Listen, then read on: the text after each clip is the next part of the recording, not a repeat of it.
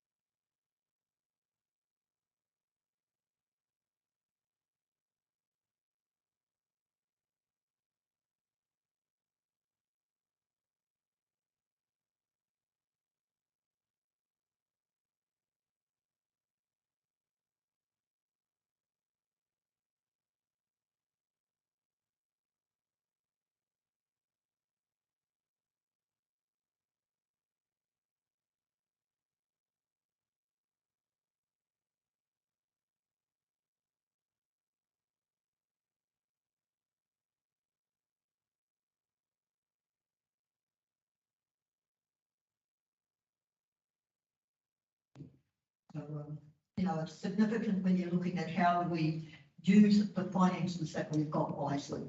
So the preference is to go local. But obviously there are situations where you choose somebody with history and. So if we receive a £4 funding, that would make it a lot easier to do. So you mentioned that Pioneer Village was having a tough time bringing in the resources, but you're still going to have to find those resources, those people to run this one down the main road. So where are they going to come from? So this year we're lucky to have a proper subject, well, when I say proper subject, an organisation, is a team from the whole of Ngāpuhi who have undertaken to organise and run the event this year. And that's quite significant. That definitely formed part of our view as to whether it should be held in Pioneer Village or in the main street, because they're going to have a team of staff volunteer to organise it. So that's significant. We don't want to do it in the Pioneer Village anymore than is necessary, given that a lot of the time that's spent in events from volunteers as well. Cool. Any other questions? Yeah. I jump on with my Yeah. quick comment. Got a minute, yeah. Okay, so just want to acknowledge and voice, I guess, my personal support, because I didn't discuss it with the committee board. Support for the application made for Pioneer Village.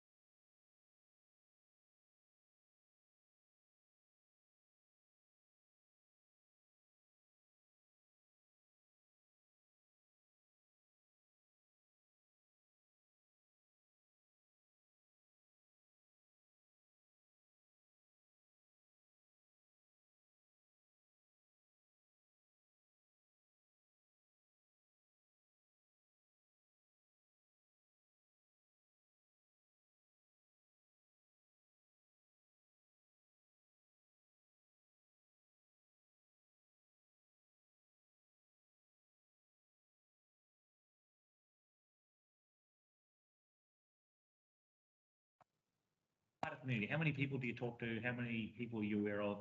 What is the general feeling for the value of that place?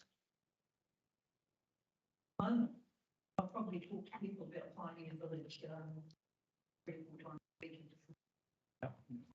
Always looking at options, even with their new incentive engagement side, people are looking at menus, so it's more here. And once they get there and see the food, they're amazed at the actual Kaikohe. A real estate agent recently sold a house down Rayhart Street. And she did a really good job of pulling back the aerial photo and got a great photo of how close that house was to the likes of Sportsville, Pioneer Village, and your other students in town. So great locality, and good to see that going out further in pages. So, you know, does that answer the question? So I'm always promoting opportunities. It was more about the general community feel, because the community does help with its funding. So yeah, it's got to be worth it to them as well. The people are becoming more and more aware of how much of a gem that there is there. I think the sidetrack, the Rotary Club is showing an interest in helping with some of the projects down there. Trying to get other communities to then come on board with different involvement in there. But the fact that there's a lot of historic things happening, schools, grandparents with kids, parents with kids, they're loving engaging with the teaching programs that are Right. happening. Okay, So, thank you very much. And Can I just say, a lot of that anecdotal evidence around the support for it being in the Main Street, Santa Parade has come through Mike Shaw through his weekly march on Tuesday night. cool. Okay, thanks. Okay, thank you, Linda. Yeah, thank you very much. Thank you. Anna Clark.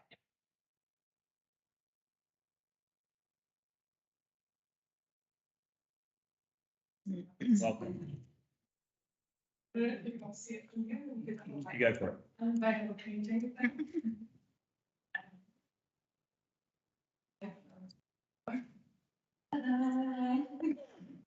You might, after we've had a look, I'll just spin it around for the, yeah.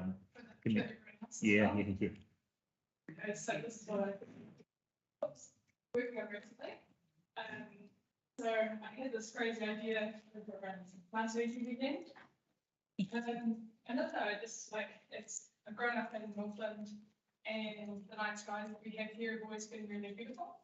And over the time that I've grown up in Northland, I've noticed obviously development and more streetlights, more houses, more light pollution.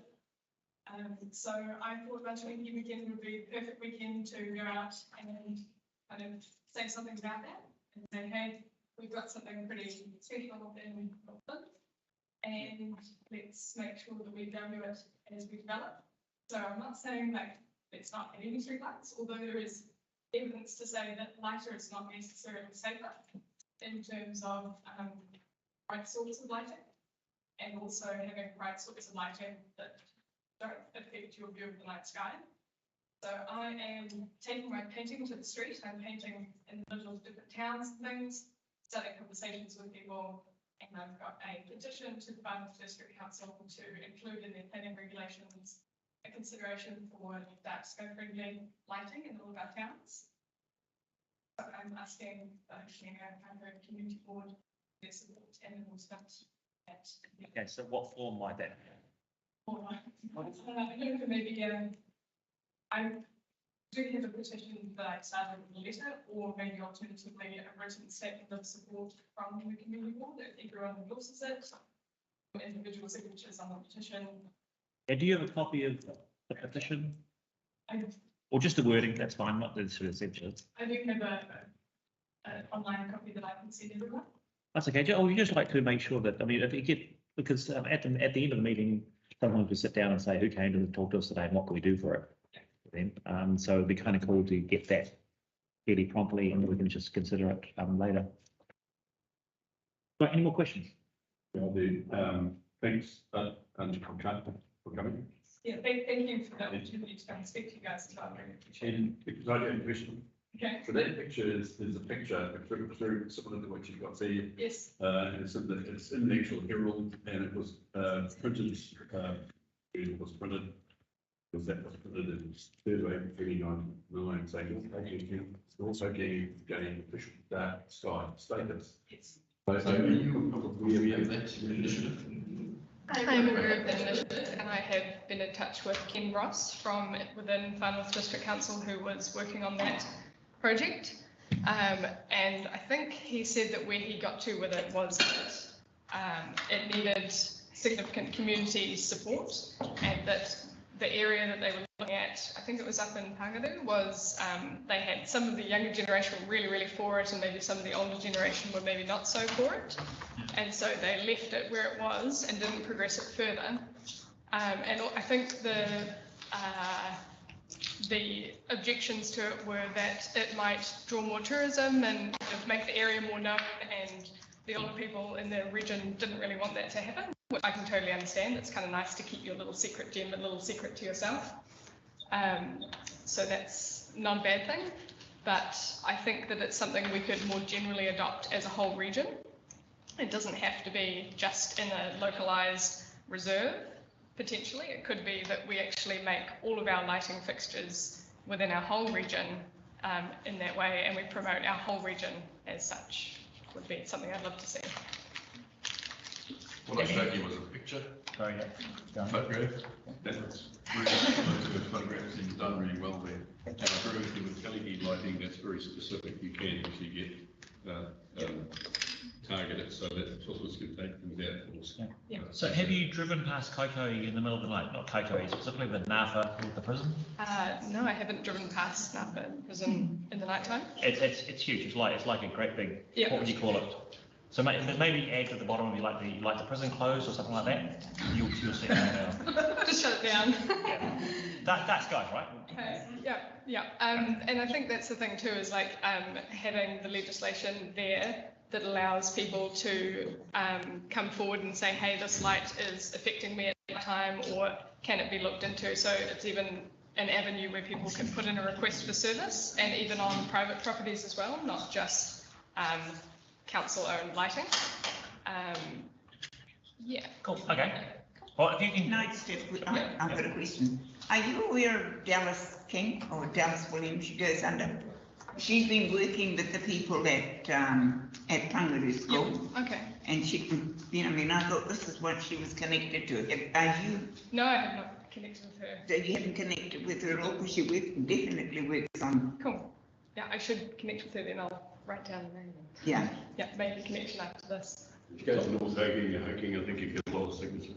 Yeah, well, I was thinking about taking this to that sort of area. Yeah. Yeah. I'm aiming to sort of close up the petition by the end of, the final district plan submissions period and submit it then. And also the catch is also, I'm aiming for 500 signatures. I've got 177 so far. And if I don't get the target by the time that the deadline comes, I'm going to start painting lights all over the painting and destroy the night sky, and sort of I'm putting it all online and getting people hopefully quite invested in the idea. And also everyone who signs the petition may potentially be drawn out of a hat, and I'll give them the painting at the end. So that's kind of the whole. Yeah. Cool. Thank you. Yeah, well, like I run a shop in Rawene. I'm quite happy to put a petition up there for people to sign. Thank you. Yeah, I would really appreciate it. Yeah. There's lots of places. Yeah, I thought your face was familiar from somewhere, and that'll be where it's from. Very good. Okay. Thank you, Anna. All right, cool. Thank you.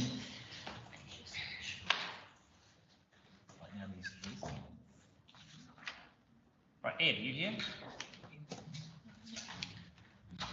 Hi team, Ed Lyman, I'm a trustee of Bay of Islands Animal Rescue and a local. We've got a funding application in for $20,000 for our continuing insecting program. I see reading through that that's being knocked down to 10,000, so I suppose I'm here to convince you that we need to stump it up to the 20 or more. So our desexing program that we run is community-wide.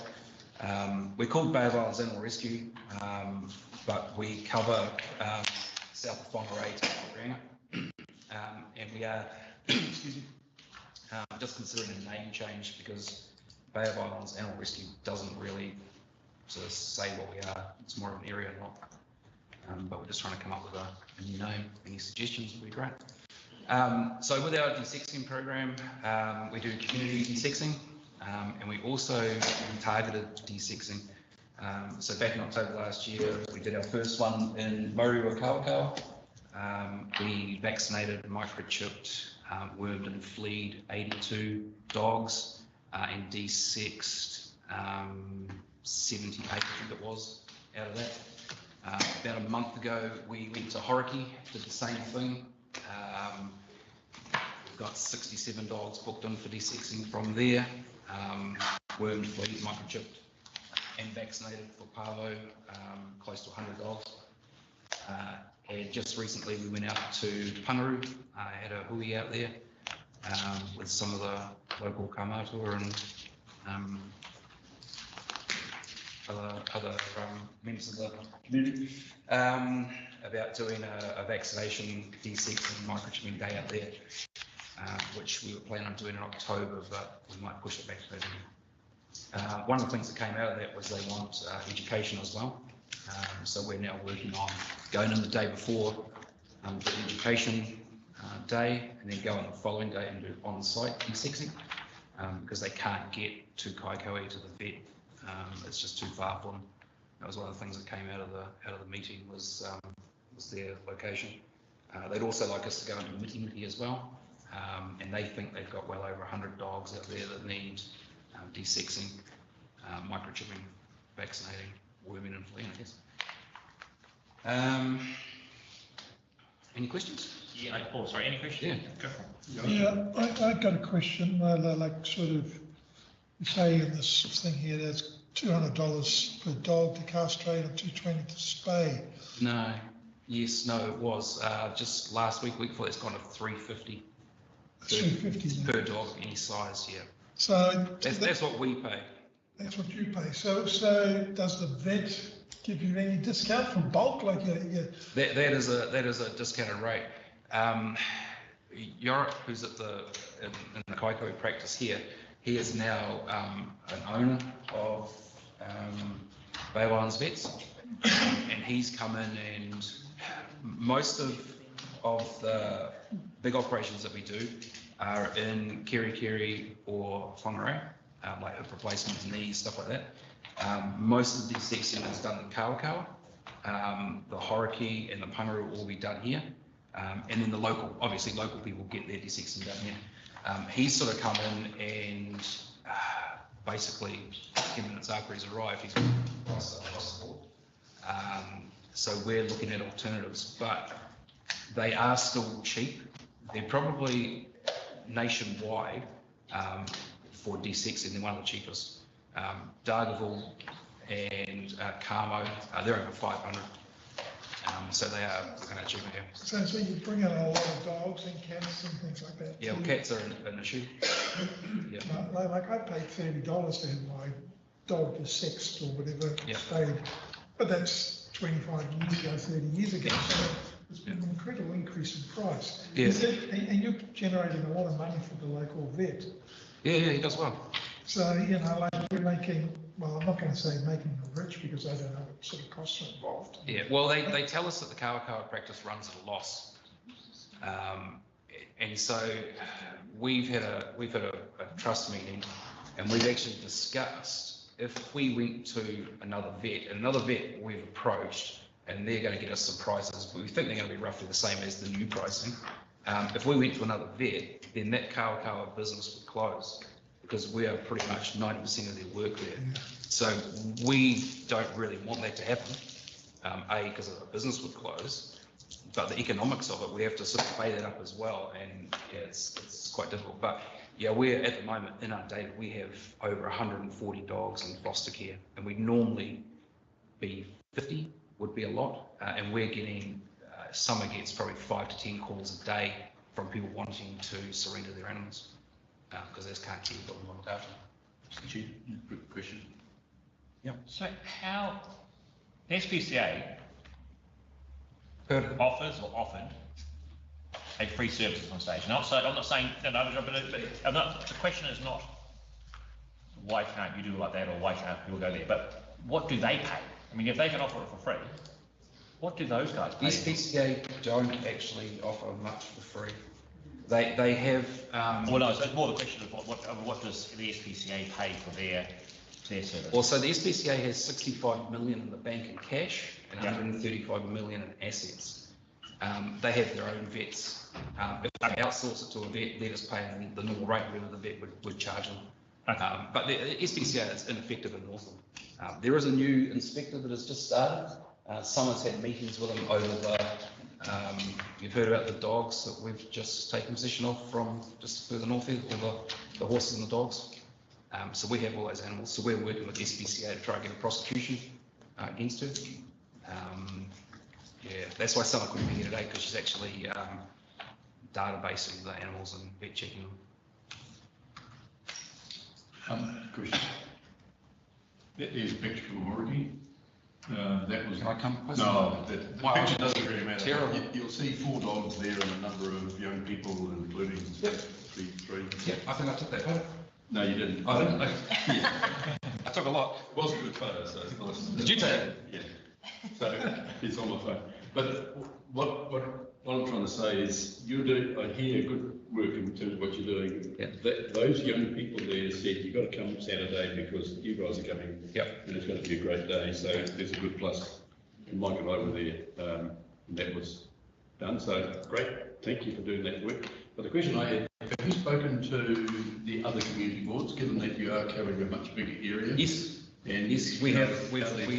We were granted 17,000 from Bay's board. We have another meeting in Kaikohe on the 24th, I think. I'm not too sure how much we've applied for that. I don't normally do it. Leslie does the applications and someone normally talks, but they're both tied up. That's why I'm here. But like our monthly vet bills, June was probably the biggest we've had. It's $40,000 for 1 month. And when you look at, you know, $350 just to de-sex a dog, I think we pay $120 for a cat. Cats are another problem as well. Kaikohe is probably the worst area for cats. We've been trapping cats here for 4 or 5 months. Feral cats, it's out of control. good. No, that's my question. Thanks. So yeah, so Kelly. So the dogs that you've got in Nortec, you said that there's about 100 dogs. So is that from the council's pound? We do work with closely with the pound, especially with Kelly. We get some dogs through there. The pound is like their new facility is really just it only holds 9 dogs. Okay, so it's not the council pound dogs that you're dealing with. No. We do get dogs through them. Yeah. So if there's there are dogs that the pound get that aren't menacing dogs and need to be put down. They're nice family dogs. And we'll get calls say, hey, it's a really nice dog here. When 9 days is up, can you take it? In the past, we've always said yes, but we're at the moment, we're over capacity. We can't, you know, Summer has 26 dogs at her own house. It's just, you honestly, it's off the chain. And the whole country is the same. So some people say COVID, people going out and got dogs and cats, but I think it's more of an economic thing. And there's a lot of people moving houses. And you can't take dogs or cats, animals to a lot of these properties, and so we sort of have a no-kill policy. We'll try and save and rehome everything, but it's getting to the point where we just, you know, parvo at $1,200, $1,000 to $1,200 to treat a dog with parvo, which is that's something else that's, you know, rampant. We would spend that money and save those dogs. And now we're sort of getting to the point where we're euthanizing them. It's really heartbreaking.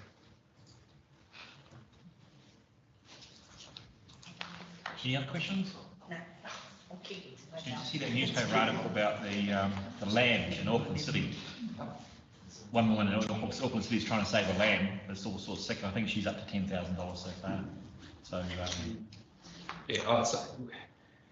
See, in the past, we've had animals, you know, been shot 9 times in the head and had their faces slit open with knives and stuff, and we've saved those. And they're good dogs. Like that dog I'm talking about, Rusty, he's an awesome dog. Like he just loves everything. He's had tens of thousands of dollars. It's just crazy. Now it's, you know, pretty much not good for him.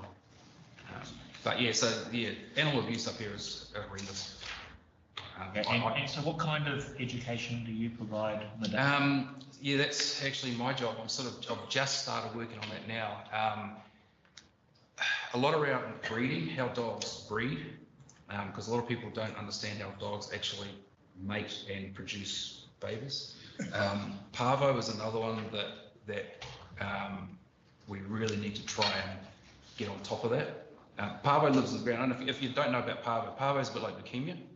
So when a dog gets it, it's a real rapid downhill decline over a period of days.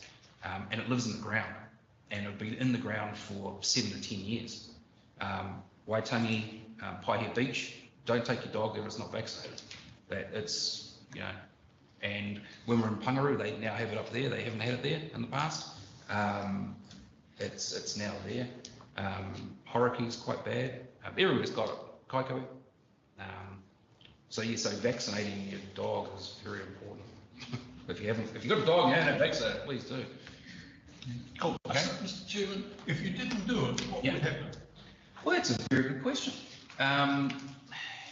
There would be a hell of a lot more animals out there, dogs and cats. A lot of dead animals. because of the way the economy is, or people's economic situation. Like yesterday, I got a message from someone, their dog was chained up, which we hate as well. Two other dogs had come along and attacked it.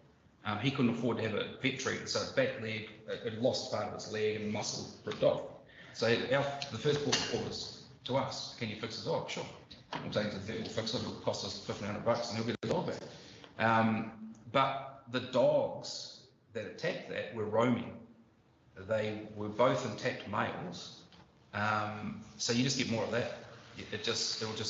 There will be that's running the streets, attacking people, like the guy in Pungaroo, went out to feed his mate's dogs and, became lunch himself. It's amazing. There was a recent court case where a man got eaten by the dog and killed up north, and the judge basically sent the dogs back to that property, and there was 25 dogs there or something. Yeah. I mean, to me, that's disheartening. Somewhere along the line. Yeah, well, probably the biggest problem in Northland, and this is my personal opinion, is actually the SPCA. Because the SPCA are the police for animals. And they do nothing. They get government funding, $5 million a year. And then they'll come into town and they'll offer a vet $100,000 to do de-sexing. David's a great vet, he's 86 years old. He can de-sex 3 dogs a day. And he charges, $400 for the privilege. So that $100,000, he's going to be de-sexing dogs when he's in the grave.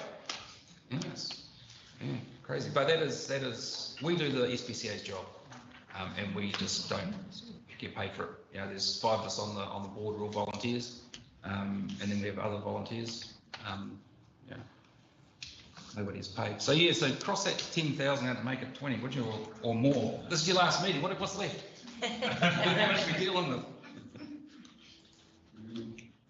You want everything? Well done. Cool. Thank you. Thank you.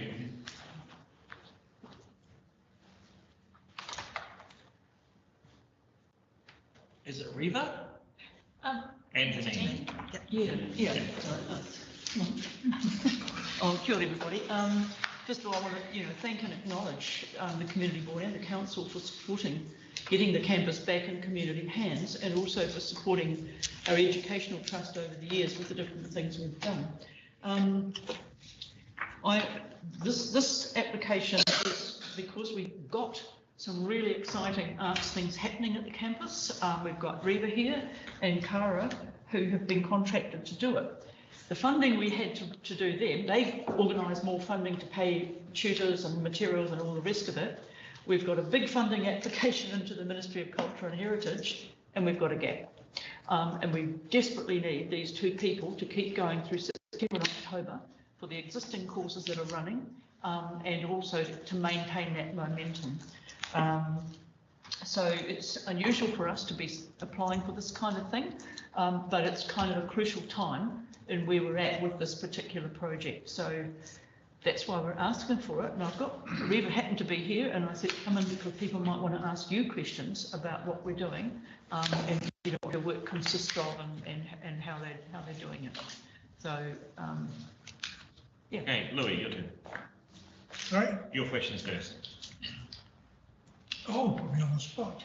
I think that what the trust is doing down there is very worthwhile. Can't hear you, Louis. Oh, sorry, I forgot your name.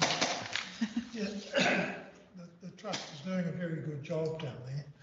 And yeah, questions? Yeah, no, I think the arts courses need to be continued. So I don't really have any questions. Okay. Okay. Any other questions? If your $86,000 application that you put in what you're waiting for isn't successful, Sorry? if your application that you're waiting on for your Ministry of Culture and Heritage isn't successful, what are you going to do? Well, then we will have to look for other sources of funding, because it's actually a very big application, and it takes us through to June 2024. We've had extremely good feedback about it. The portal that application is on is open, so if anybody here would like me to send a link to the portal for your comments, so all those comments go to the ministry and they evaluate they evaluate the program on the basis of the feedback and comments they get from the community. On the database that Reva and Cara have organised, there's over 200 people, and they'll all be invited to comment on that. And I know that our local art galleries and so on are also, and other people have also been asked to comment. So we think we have a really good chance. If we don't get that one, then we will have to go somewhere like Creative New Zealand or, you know, large funds. Or we will have to do the every 6 months you hope you get something thing. This is an opportunity for us to have 2 years of funding, and then, you know, and then beyond that we hope to have a bit of momentum so that we can do it. We don't have the backing of something like Nortec, which has got this huge government fund and people paid to do all this stuff. We've got Reva and Cara part-time, and it's, you know, and it's amazing what they're doing actually. John. Yeah, Janine, just a quick question. Can you leverage, you know, depending on what transpires today, can you leverage that money, and will that actually help in your applications for further funding? Sorry, can you say, I didn't wear my hearing aids, so I'm having trouble hearing. I'll lift my voice then. So can you leverage the funding that we potentially could give you to better your chances of the application? Would that actually help? Yes, it does, because one of the things they ask you, one of the many things they ask you, it's a really, really big thing, is where else have you got funding from? Will you get funding from? Do you? And what? So they wanted the Educational Trust's track record in being successful in funding and reporting back on it. So yes, community board funding and council funding and, you know, creative communities and so on has been part of how we say we're not new to this. We know how to manage funds. So yes, it's part of the picture. And I put it in. Actually, I put it in the when they say, you know, what other funds, they don't want to fund everything. What other funds have you got? And we've got lotteries funding at the moment, which is what's funding the courses that are happening now. We are applying for this money from the community board, so it's part of our overall application. And a supplementary question, so to speak, and that is, can you also look at additional income potentially from the very works of art? I'm aware that Coco is, yes, you know, coming quite with this gallery, and yes, with the opening of the tourists coming back again. Yeah, is that something you do? That's part of. That's actually also, you know, I'll send you the link to the portal, and you can see the thing that we've said. Yes, we're looking at down the track, because part of the education of people doing these things will not just be, you know, how to do pottery or printmaking or something, but also how to. We've had a lot of mentoring from Lynn and Linda at Number One Gallery around the take them further. Make them able to present, to curate, to do you know, self-employment and that kind of thing. We're looking at social enterprise down the track, so that there's sort of some sort of art business thing happening. What was that one? And Tuingapui, we've got really straight. Reva can speak to this if you want to ask her. We've got very, very strong support from Tuingapui. She just reminded me that they're very excited to see that, because a lot of the arts being delivered are Toi Māori, and they are delivered by Māori artists. And we've got Nortec doing something in the next couple of weeks. Yeah, doing Taonga Poro. So it's yeah, it's and at the moment when we do ask for students, each student to pay a nominal $10 a day, which adds up when you've got hundreds of students. So we do get. We're not completely dependent on grants. We try to bring in from other sources. Some of that's going to be further down the track, because we're only really just beginning. They only began last year, but the courses only began this year, because there was a lot of preparation, groundwork and preparation in terms of finding out what people wanted to do. Are there students? How many? What do they want to do? Who are the tutors? Where are they?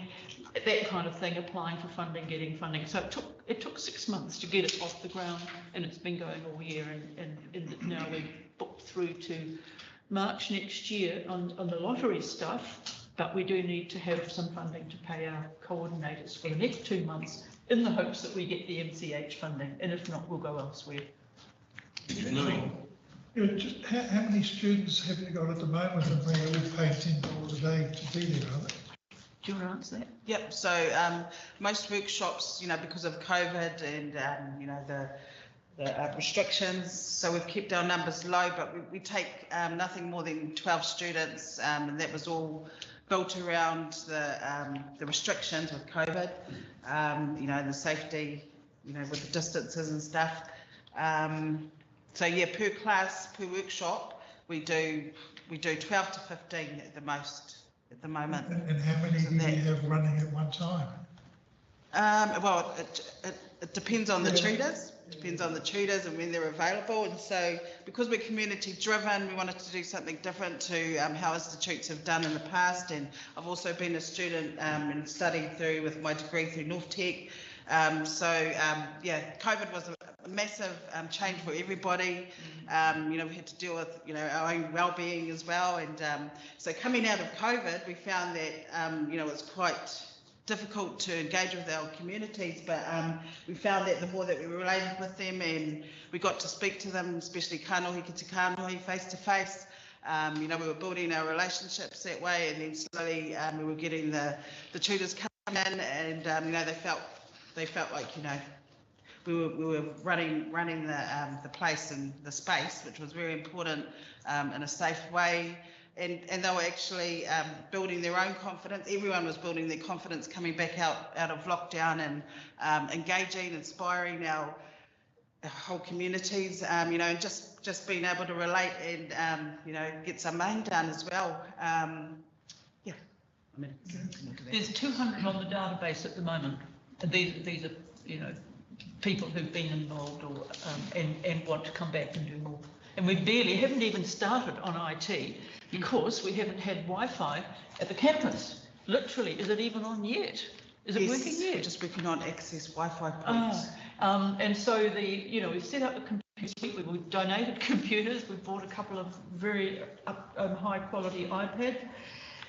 And we've got some very exciting IT stuff coming up. We haven't been able to do that. So there's a whole area there with particularly younger people we haven't even tapped. Right, yeah. We're going to wrap up here unless there's another question. Yeah. Laurie? Julian, any chance of Nortec coming back? No. No. Can I explain why that is? I worked for Nortec for 20 years. I was a tutor for Nortec for 20 years, so I'm very connected with that campus. And I know that the reasons that they left are because the way that they have to operate, and you're thinking about a thinly populated rural area, you have to have now 18 students in a class full time, every day, all year. They have to have 85% pass rate, and then at 6 months after they finish, they're meant to be in a job. Those are impossible conditions for a rural area. The arts course was absolutely brilliant. My Reba did it, my daughter did it, and they wound up having to ship the last half dozen students every day from Rawene to Kerikeri to finish their degree because they couldn't keep the numbers up at Rawene. By doing it this way, we're a lot more nimble. We're a lot more, Louis asked a question about numbers, 12 to 15. If you've seen the rooms, that's about as many as you can comfortably fit. You can't put 18 to 20 students in those classrooms. They were never designed for it. Back in the day when I was teaching, we only were required to have 12. Now they've increased that number and it's ridiculous. Is there any chance of building a case that Nortec, is there any chance of building a case where Nortec could go back to give a hand? Well, to do courses, yes. They're doing one now. Nortec are delivering, not for our course, the HSET thing is our one is the arts, but on the campus itself, Nortec is delivering a basic building course, a level 2 building course, and they're using 2 rooms because they need to have 18 students and they can't fit them all in the one room. So they've got 2 adjoining rooms. And yes, on a case-by-case basis, if, for example, a course is wanted that has got credits attached to it, and there's a Nortec tutor able to deliver that, then it can come back and it's willing to come back in on an as-needed basis rather than take over the whole campus and try to run it at a profit for Nortec. They couldn't do it. That's why they left. But we maintain a good relationship with them because there will be things they can do, just not run the whole campus. Yeah. Great. Thank you. Thank you very much, Janine, and I will call you back in a few minutes to talk about Te Pōka. And, yes, thank you. Thanks, Rita. Melinda, good morning, how are you? Good morning, it's actually Medina. Oh, okay. You called me Melinda when I arrived. Medina, okay, Yes, thank you. so this is our event, did I give you two? Yeah. Which is coming up in a couple of weeks' time. Thank you. The festival has been going for 20 years now. And thank you very much to the council for all the funding that you've given us in the past. It's been really helpful. That's been Louis, Yeah. that's been Louis doing that. Thank you, Louis. It's all right. Keep pushing it, because I think it's very worthwhile. So we've got our festivals held over the weekend, and we've got 6 venues where 26 bands are playing throughout the weekend. And one of our venues is Kaikohe, and we've purposely included Kaikohe as a venue because it's part of Hokianga, and we wanted to give everybody that came up to our festival a taste of Hokianga as much as we could, especially Coke, because not many people go there. But our festival, we find a lot of people are going there because it's an opportunity for them to do that. So we would like to help for a grant to help us with the ferry travel costs for our bands. So all of our bands go over and have at least 1 gig at Kaikohe across on the ferry. Plus we've also applied for special ferries for after hours, and that's for our festival people to travel to and fro. So basically that's really what our funding is all about. Okay, questions? Why don't you start, Louis? When did I start? I think they do a fantastic job. I want to see you continue. So you're going to keep continuing? There's the question. We've been doing it for 20 years, and I've been doing it for 20 years. And I think we're all getting a bit tired now, but we'll see how we go next year. But yeah, we're going to keep doing a bit it. of a holiday with COVID for a couple of years. I think you're doing a fantastic job too. It shows with the local businesses in the districts. Yes. And it's very, very appreciated. Yes, the accommodation's all taken up. People are contacting me for accommodation. A couple of them that I have offered their place because we've run out of accommodation. And it's good that people aren't drinking and driving. Pardon? It's good that the vans are on so people don't have to drink and drive. Yes, yes. Yep, we've got plenty of courtesy vans going this year, so that's good. Yes. You know, I've got no Anybody over this side? Just very quickly, I think it's great to actually have a weekend mass badge and day badge, but just what I saw done somewhere else in Europe is for tourists, is they gave a little booklet which allowed you to do a whole bunch of things, and it cost something like €100. Yes, well, And it was over a 3-day period, and of course, if you're staying for 3 days, it's great value. we've actually done that this year. I bought it for 1 day, and the reason I did that is because the value you got for 1 day was equal to $100. Yeah, so it's, you know, that's something you may want to consider, and then therefore connected with other, you know, events there that you can do. Like if you did a $20 day badge, Louis, I'm sure will give you a 20% discount on any puzzle sold as well at the same time. Okay, I've got one comment, Medina, and I'll have your help, Kim, if I can. Every year there's $100,000 of event funding across the Far North District. And every year, every year except for one, which is about 3 years ago, there are no applications from Kaikohe-Hokianga. Okay, and so I guess the administrators of the account, they're crying out desperately to give some money to the Kaikohe-Hokianga events, and nobody replies. So can I have, between the two of you, this is Kim here, she's our funding advisor, an arrangement, so I guess get together and figure out how to get an application in for next year's event to that fund. Okay. Because, you know, it's a gimme, it really is. I mean, you know, it's if you're going to be the only group in the West that wants funding, you're going to be the group in the West that gets funding. So, yeah, thank you very much. Okay, Thank you, Tim. Thank you. Yeah, thank you, Dina.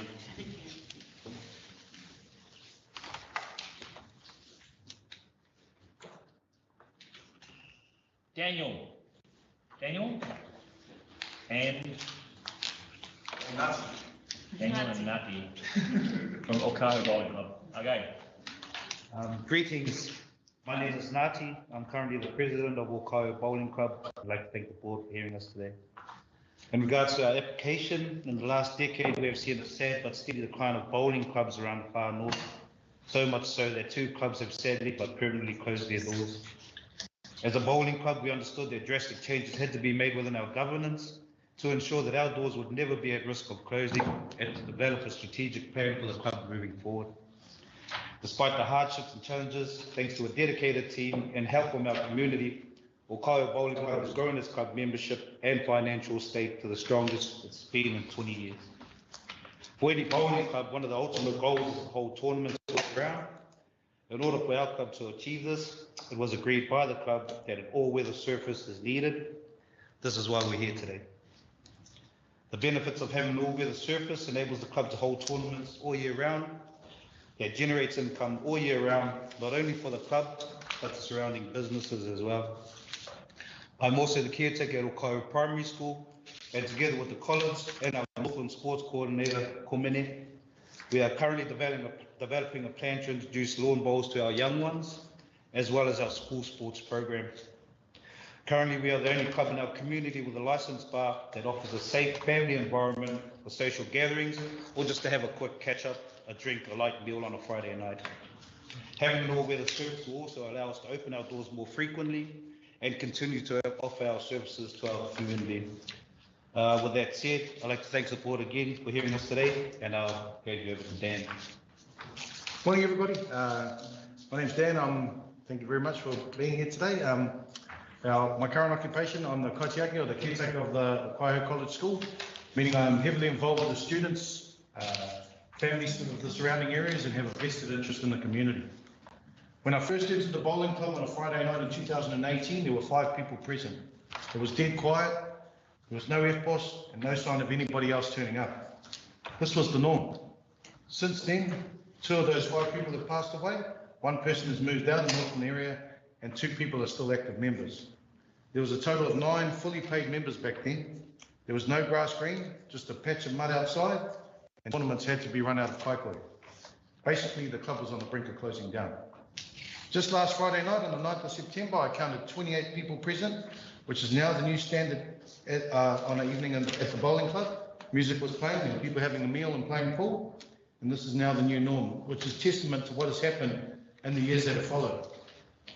Since 2019, a new strong governance has been formed, and new people, new members and old members were attracted to the club because of the culture and the diversity that was beginning to build and is still developing. We now have 40 fully paid members and 20 to 25 social club members, and the numbers are still on the rise. We are determined to keep growing as a club and community and to get an even better financially sustainable position. As of the 31st of August 2022, our current available balance is $56,477.34. And out of that $56,000, the club is prepared to put $45,000 towards the all-weather surface from the available balance and leave $10,000 in the bank for other expenses and running costs that are required to keep the club operational. The 2 suppliers quotes that we have from the only 2 suppliers in the country are Tiger Turf, whose quote is $240,000 for what is called a super green surface, and Turf New Zealand, whose quote is $290,000 for what is called a carpet surface. The problem as shown by these quotes is that an all-weather surface is expensive, but once we reach our goal of acquiring a new surface, we will then be able to hold tournaments all year round. Currently, we only hold a maximum of 5 tournaments a year that the public are involved in. A new surface would mean a minimum of 20 tournaments could be held with the public and the winter months utilised more effectively. This would in turn generate more income, and as a club, we are prepared to finance half the required amount, but would welcome the other half through the council's local share. The earliest the surface can be laid, as advised by the contractors, is May to June 2023, and we have given ourselves to the end of January to fundraise the extra funds required. We have extra tournaments scheduled a saloon evening planned at the local community hall, auction and fundraising evenings. We also have a pool club operating out of the club rooms, funerals and birthday parties, the Christmas parade and RSA functions, all planned to generate income and to reach our goal. Basically, we need as much money as we can get to obtain the local share and need your help today in getting over the line. The long-term plan here is to be the community hub in Kaikohe, with a future of amalgamation with the rugby club and tennis court facilities, all part of future plans and expansion. There's a famous Māori proverb which says, "He aha te mea nui o te ao," which means, what is the most important thing in the world? And the answer is simply, he tangata, he tangata, he tangata. It is the people, it is the people, it is the people. And so on the front of our strategic plan here, we have our pledge, which says community is the foundation to success. And that's what we're all about at Kaikohe. And that's why we're here today. Thank you very much. Is there any questions? There are going to be a lot of questions. Sure. Was there a guarantee on the turf mat, 30 years or whatever? So the average life expectancy of a turf green is 10 years. So Kaikohe at the moment, their green is past its use by date, but that's why with the extra usage that you can get, the savings will be coming through, and then the next step is to go for a carpet surface after that. Are you actually going to other funding areas? Because I do know that Kaikohe is also requiring the same thing. Yes, we are. Yeah, we are. I've got who have I got planned? At the moment, I've sent one through to Pub Charities New Zealand Limited. We're still going to try and apply through Foundation North. And if we do get stuck, we have people within our club that are prepared to guarantee us for a loan that we can do to try and achieve that goal. Yeah, look, I love your vision and congratulations and all of the progress you've made in turning it around. The question I've got is similar to what Emma was saying. Kaikohe, I do know that they wanted to come to us too with funding to renew their turf. And I'm just wondering if Kaikohe is looking at something, I'm just wondering if the clubs could put a joint, do that joint work. I'm not saying that you'll lose your funding in any way, but if you do that joint work, then you might find you're saving significant dollars with the contractor. Yeah, so with Kaikohe's as well, the Tiger Turf has said they can still piggyback off the back if they coincide, because both of them do come from Auckland. And the other provider comes from Christchurch. But especially like coming from Christchurch is a long way to come. Yeah, sure. Bringing equipment and everything, if they know the job's bigger, then you watch their pricing will drop significantly. So yeah, we've got data between the clubs would be. We've got local farmers and local facilities, their contractors that are prepared to come through and help to bring that cost down. I think it might be good opportunity to speak to, those members even at Kaikohe. Sure. Because I know they've explored, far and wide about, Definitely. Kelly. Yeah, okay, to be honest, I doubt that you're gonna walk out of here today with $100,000. Sure. I mean, that's honest, and, we haven't even gone to a vote yet, but it's not gonna happen. Yeah. And your numbers sort of don't really match up to what you're asking for, but why do you not go to lotteries? We still are exploring as many possible places as we can get. Yeah. So it's all going to be a combined effort, and as many people as we can. Basically, like I said, we're after whatever we can get. Yeah. That's the honest truth. So their next round opens on the 4th of January. Sure. So I would suggest, because that's a really big application, quite considerably bigger than both Pub Charities or Oxford. So, sure, totally understand. Thank you very much. I would get working on that. And your combined vision is really, really important, I'd say. Oh yeah, it's cool, but now it's like, sure. Yeah. So once this is in place, and you've got your turf, and you've got your bar, and you've got your 20 tournaments a year, your bank balance is going to go sky high pretty bad quickly, right? Definitely. What's that money going to be used for? So the first step is to make an expansion to house everybody there, and then depending on how it flows through, the 5-year plan is to amalgamate with the rugby club, make one big facility for everybody to join in. The tennis courts aren't being utilised at the moment. I know they've got funding in there, still sitting there not being used from the person that's donated it to. So just an amalgamation of all three. That's Okay, really, and that's so really what we're after. that money will be plowed back into. It'll definitely go straight back into where we are, yeah, so it's not as if it's, we're just doing it solely for us, it's a long-term plan of trying to get everybody, and trying to, I would love, well, we're both ex-rugby players from the rugby club, so, and David Haynes is our vice president too, so. David Haynes. Okay, Haynes, yes, so he's from Ramos Northland, yep. You know, but which vice president of the rugby club or the? Of the bowling club, yeah, so he's the ex-president there, so Nati's taken over because he's just had major brain surgery, so. Oh, is that right? Okay. Yeah. Kate's the boss one. Kate's the boss, yeah. So you say, so Okaho claims him as well, do they? David Haynes, we claim him at the rugby club here. We definitely say we got Dave Haynes, right? Yeah. I'd also, just to add to that, any money generated with the life expectancy of a all-weather surface, eventually when that life of the surface runs out, the next a lot of money would be going towards. So have you got this business plan for the next 10 years and the numbers sorted out? I mean, what kind of numbers are we talking about here? What kind of extra profit per year? Extra profit per year? Yeah. Well, we started off, as you can see in the books, we only had, there was $2,000 at our lowest moment in the bank account. So with that, we've only had 4 or 5 tournaments a year, and we can't operate throughout winter without a decent surface. So it's definitely going to, because I mean, the reason I ask is because Kelly's right. We simply don't have the funds to be able to fund $90,000.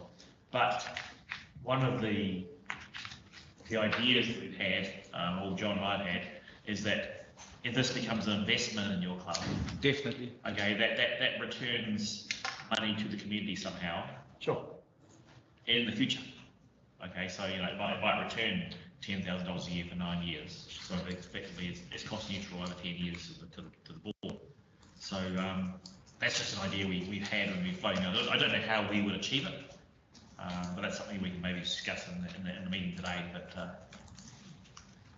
okay, so and one more question: is there a Northland bowling strategy at all? How it all fits together?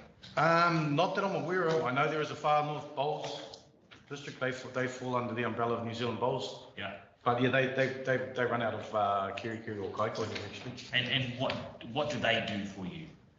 I think that I'm not really sure what their strategy. Basically, we pay fees for to enter the tournaments towards what they've got scheduled really.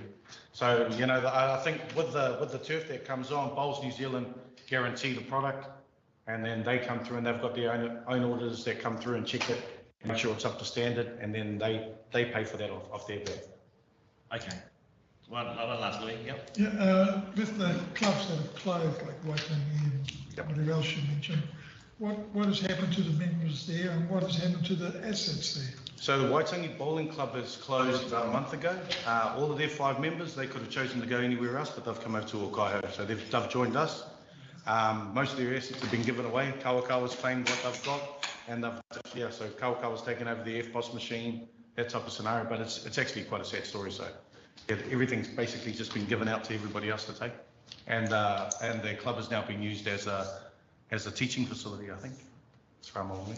Just if I could add to that, another reason for the declining of clubs is membership, trying to retain membership, as well as greenkeepers, because having a greenkeeper for a bowling club is absolutely crucial.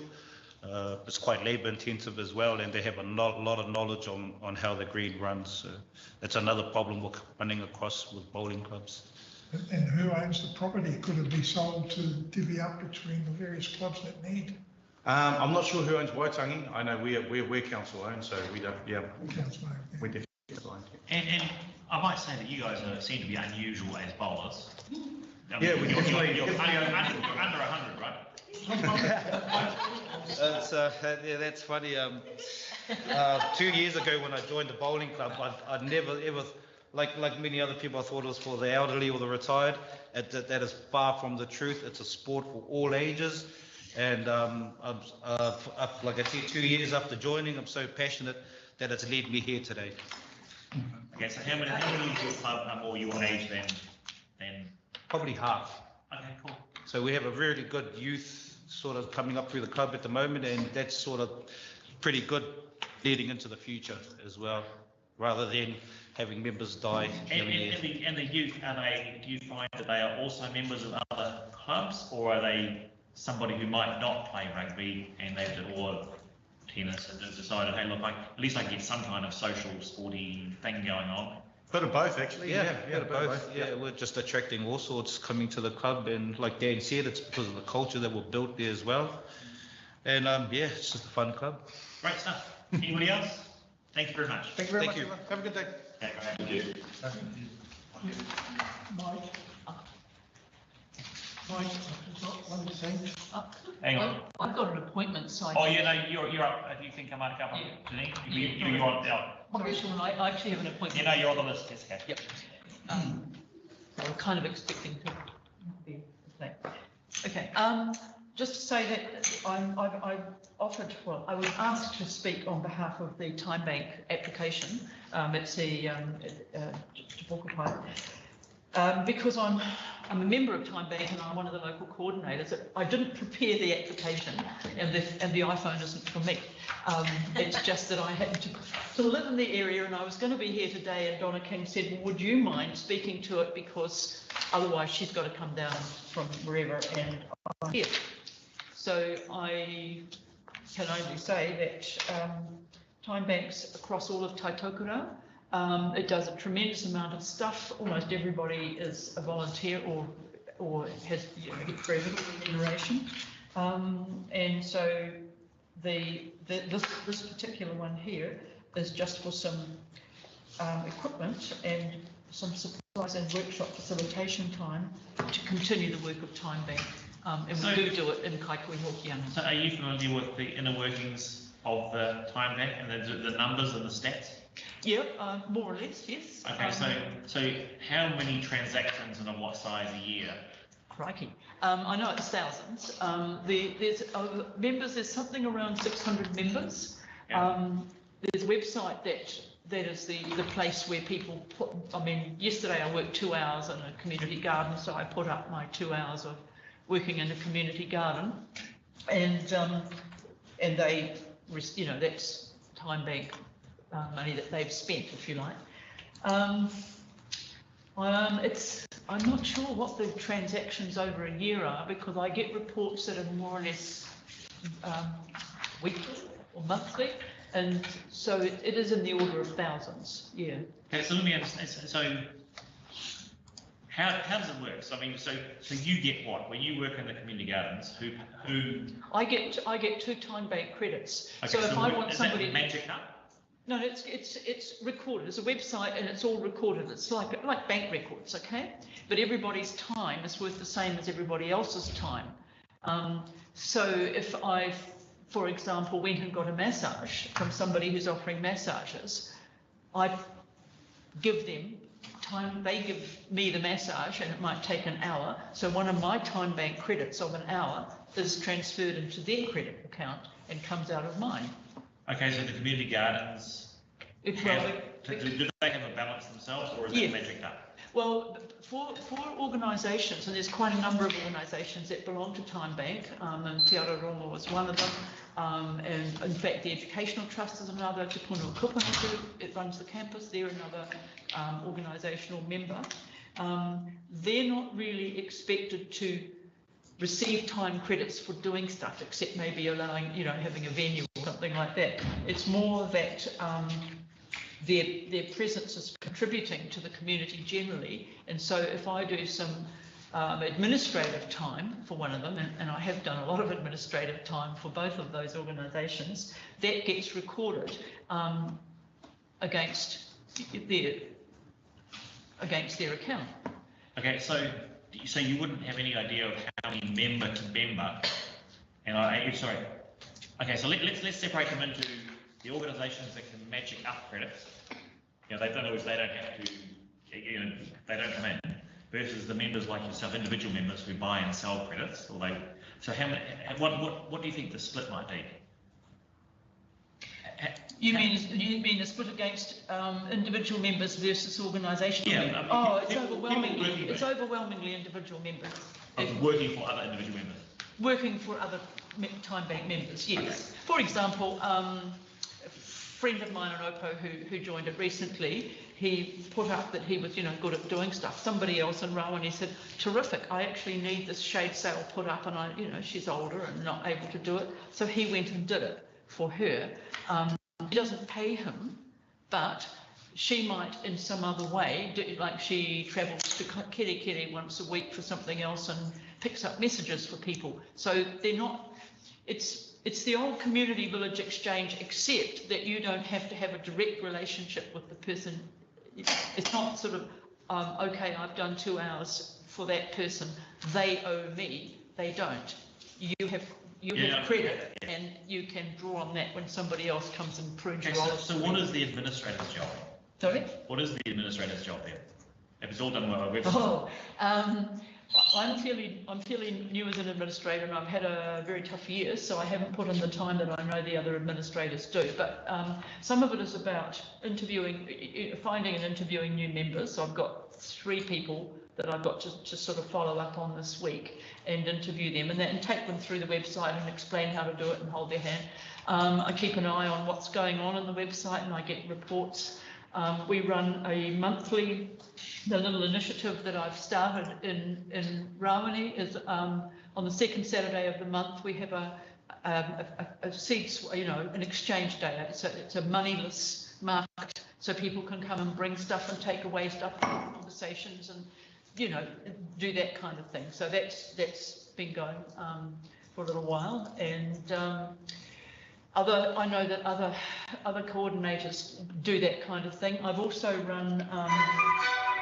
Oh, sorry, that's my phone. I'll ignore it. It'll stop me. Is it an iPhone? No, it's an Android. You want to answer the questions? I've been asking all the questions. Anyway, Ray, I'll just see if you have any other questions. Yeah, Okay, so how do you normally hook up with the other person? Well, which other, the person you're hooking up. Okay, with the people that I'm going to be interviewing this week. Oh, yeah, that'll do. How do you communicate with them? Sorry? How do you communicate with them? With whom? With the people that you're going to interview this week. Oh, well, I mean, I might be fine by cell phone, or it might be by email or messenger. It depends on what they like doing. For example, when we had a half-day day on Saturday, and I take down a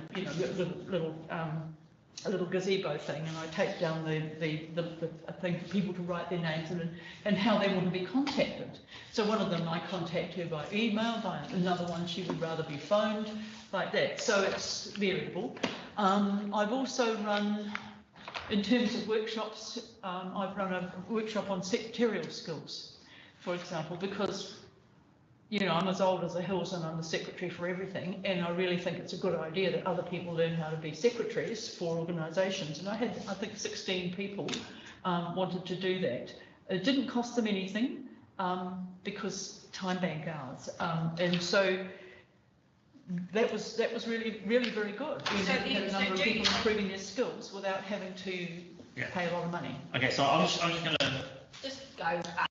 No, I'm just going to, because we're getting a little late. So short questions, short answers I can from here on. Yep. So would the iPhone be the be all and end all of communication? For this one, it won't be for me. It's obviously for somebody else in the organisation, probably for Donna King actually, because she's the kind of financial manager. She just said to me, could you go and speak to this? And then I saw it, she sent it to me and I saw it. No, but she didn't tell me who the iPhone will be allocated to. I mean, I don't think it's me. Okay, Laurie, very sorry. Laurie, do you have a question? It'll be somebody at a higher level. Okay, we're going to run out of time here. Yeah, I know, I've got to go too. Is it easy to become a member of this time bank? Sorry?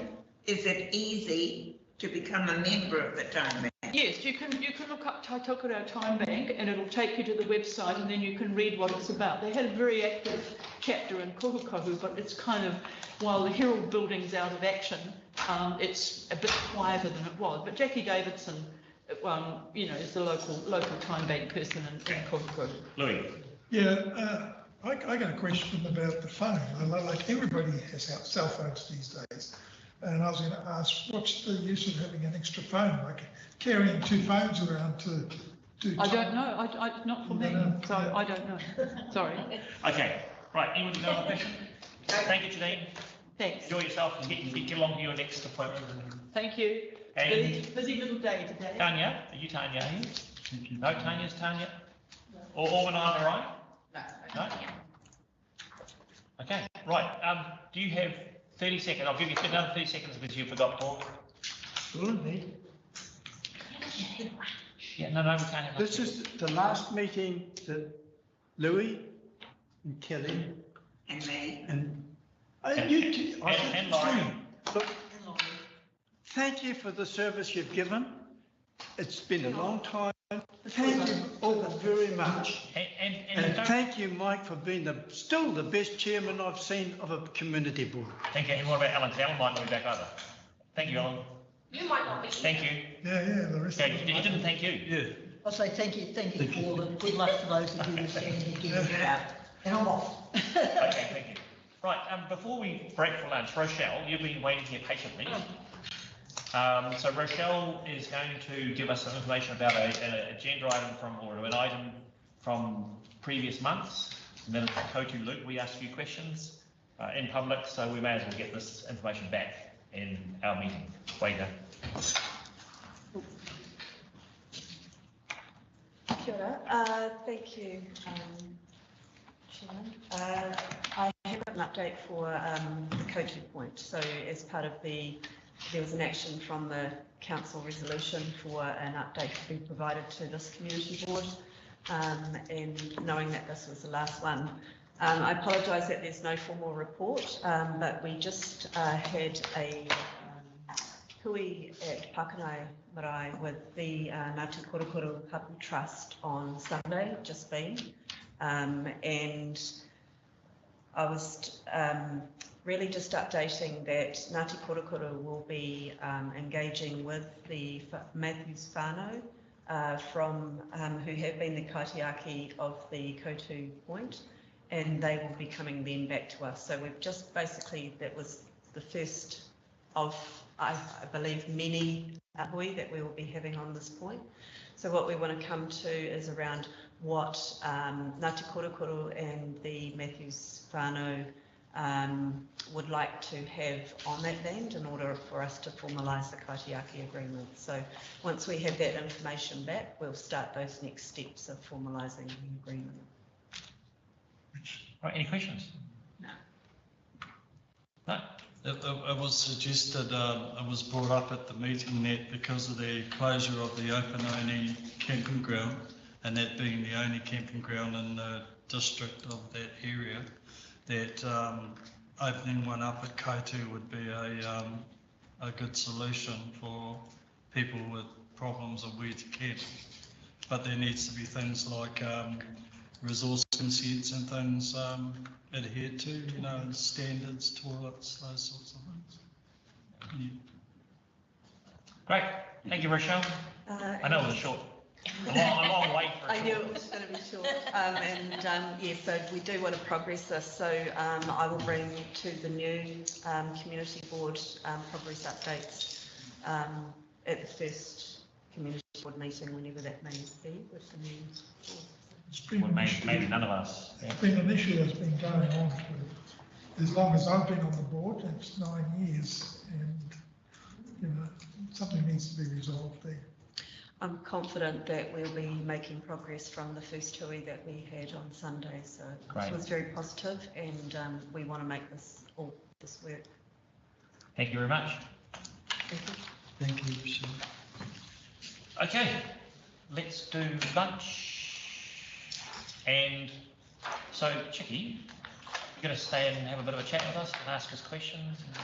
You're not just come here to see the circus. Yep. Do you want to see what we have for lunch? No. Today's especially good. Oh, cool. Did you want to? Breakfast, sure. But lunch hasn't arrived yet. That's still just morning. Oh, okay. We can't. When's lunch arriving? It should have been here at 11:45. I'm just following up on it. Okay, we may carry on until We have a cup of coffee now. Oh, look, is it going to arrive in the next half hour? Oh, look, we'll do lunch anyway. It just means you means you'll be standing around for a few minutes before lunch arrives. Thank you. Okay. Do you want the live stream to be? Oh, yeah, sorry, lunchtime, yes, so live stream can stop, that's cool, thank you. So meeting adjourned in half an hour. Just following up on the Cool. lunch. And you've been sitting there patiently, and I have no idea who you are or why you're here. Kia ora. Just for entertainment purposes, was it? Kia ora, ko Scarlett mo kara katoku noa. We just came to shoot out the soup. Yeah. No, I'm one of the community board. Candidates. Good luck. Oh, well done for you both for coming and watching. Because So, yeah. that's what they should all do, really, to come and see what it looks like. Would you like us to sign your attendance card so you can put it on your? It just happened to coincide with something else, so I had till 12 o'clock, so I've got to get full, but full, thank you. Okay, the real circus is in the next couple of hours, right? Yeah, how long have you got? I don't know, we'll probably have another hour and a half of after lunch. Should stay for the rest of the service. Yeah. That's the real fun. They're out. Okay, cool. So are you staying for Kaikohe, are you? Yes. Yeah. Good. See you.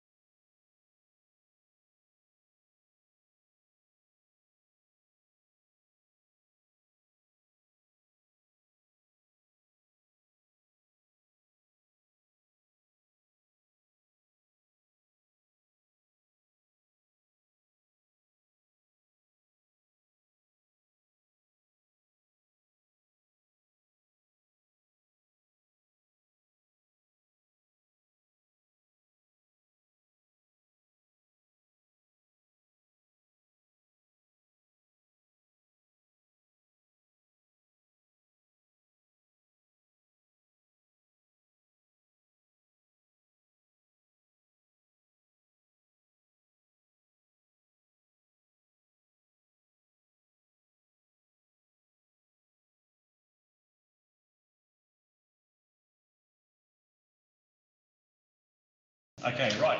We're just going to shuffle around our agenda, make sure that the people who are here supporting us can get away and fill potholes and plan footpaths and so forth. So, Elizabeth, would you like to join us? Thank you. And we will assume that you've all read the report. Yep. You know what page it was, 133. Thank you, Mr. Chairman, members of the board. So the report that you have before you today, page 133, really is just a finalization of all the hard work that you guys have done through your workshop sessions and other prioritizations, confirming that this is the priority order that you'd like us to move forward with for the footpath funding that you have for this 3-year period. Since doing this report, I just will make one small comment on the State Highway 12 Kaikohe Reservoir Road to Showgrounds. I've talked to Wakakotaki, and Far North Holdings is actually conditioned as part of their consent innovation park to provide pedestrian access between Reservoir Road and Wallace Road. So anything that we do with the board's funding for the footpath to take it to the showgrounds, we'll do in concert with Far North Holdings, put our funds together. Okay, so on that topic, there's $40,000 sitting in our bank balance for placemaking, I believe. For the planning of that. Exactly. Okay, and Rob Binney. Yes. You've spoken to Rob? Yes. Fantastic. So everybody's on the same page. Yes. Yep. So yeah. So I mean, look, if we can get some real nice, what are they called? When you know, synchronicity. No, there we not, go. It's Yes. not synchronicity. That's constant. What's that? Whatever. Is that mean? Yeah, those things. We get those things going on. Yeah. Okay, right. Carry on. Yep. So, like I said, this list that you have before you should just be a confirmation of the conversations that you've had already, and I'm happy to take any questions on that list. Just talking about synergies, that's the word it's looking. That's the word. Synergies. What we were looking at is a cycle lane as well. So footpath is, I'm just keen when you talk to Top Energy, not Top Energy, Final Holdings, that we're looking at a cycle lane, so multimodal, and being a state highway, is, look, you know about this. So if we can get the cycle lane footpath combination, so have whatever the standard is, so maybe a bit wider. And then eventually we'll be going through Top Energy, which made land available to NAFTA, so it'll be off the road, so that to get it all the way through in the spring. So that's a long-term view. So with this location, we're absolutely looking at a shared path. What we are pricing is a minimum of 2.5 meters of shared path width. The speeds are a little bit high for an on-road cycle lane, so I think that would be your best alternative. Yeah, and that's great. And just there's another piece of knowledge which is independent called Final Holdings, and that is to do with the corridor there. I understand the water company up there is looking at getting a pipeline. I only heard about this recently down through. So they're looking at a water corridor of some form, and it may be an idea, and they will be struggling, I suspect, from the landowners. So it'd be nice to actually look at working in conjunction with an access way plus the water corridor, because that will bring water to horticulture in this area. Absolutely.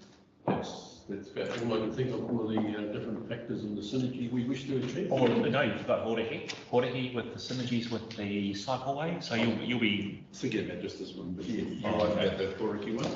Carry on. So what synergies have we got down in Horehi, because it'll be in conjunction with the cycleway? That's right. So Kaikohe-Hokianga has put forward their proposed AMP and their forward works program for the next 3 years. We will be talking with them. The way I've proposed to split this out in the notes section is what I believe the intent of the board was, that we'll take that path full extent through the design and consent process, and then look, like I said, for some quick wins, about half the money to do some physical construction within this LTP period. Fantastic. Yeah. And just, Mr. Chair, while we're talking about that picture I showed earlier on, when we had the delegations coming, there were some local people there.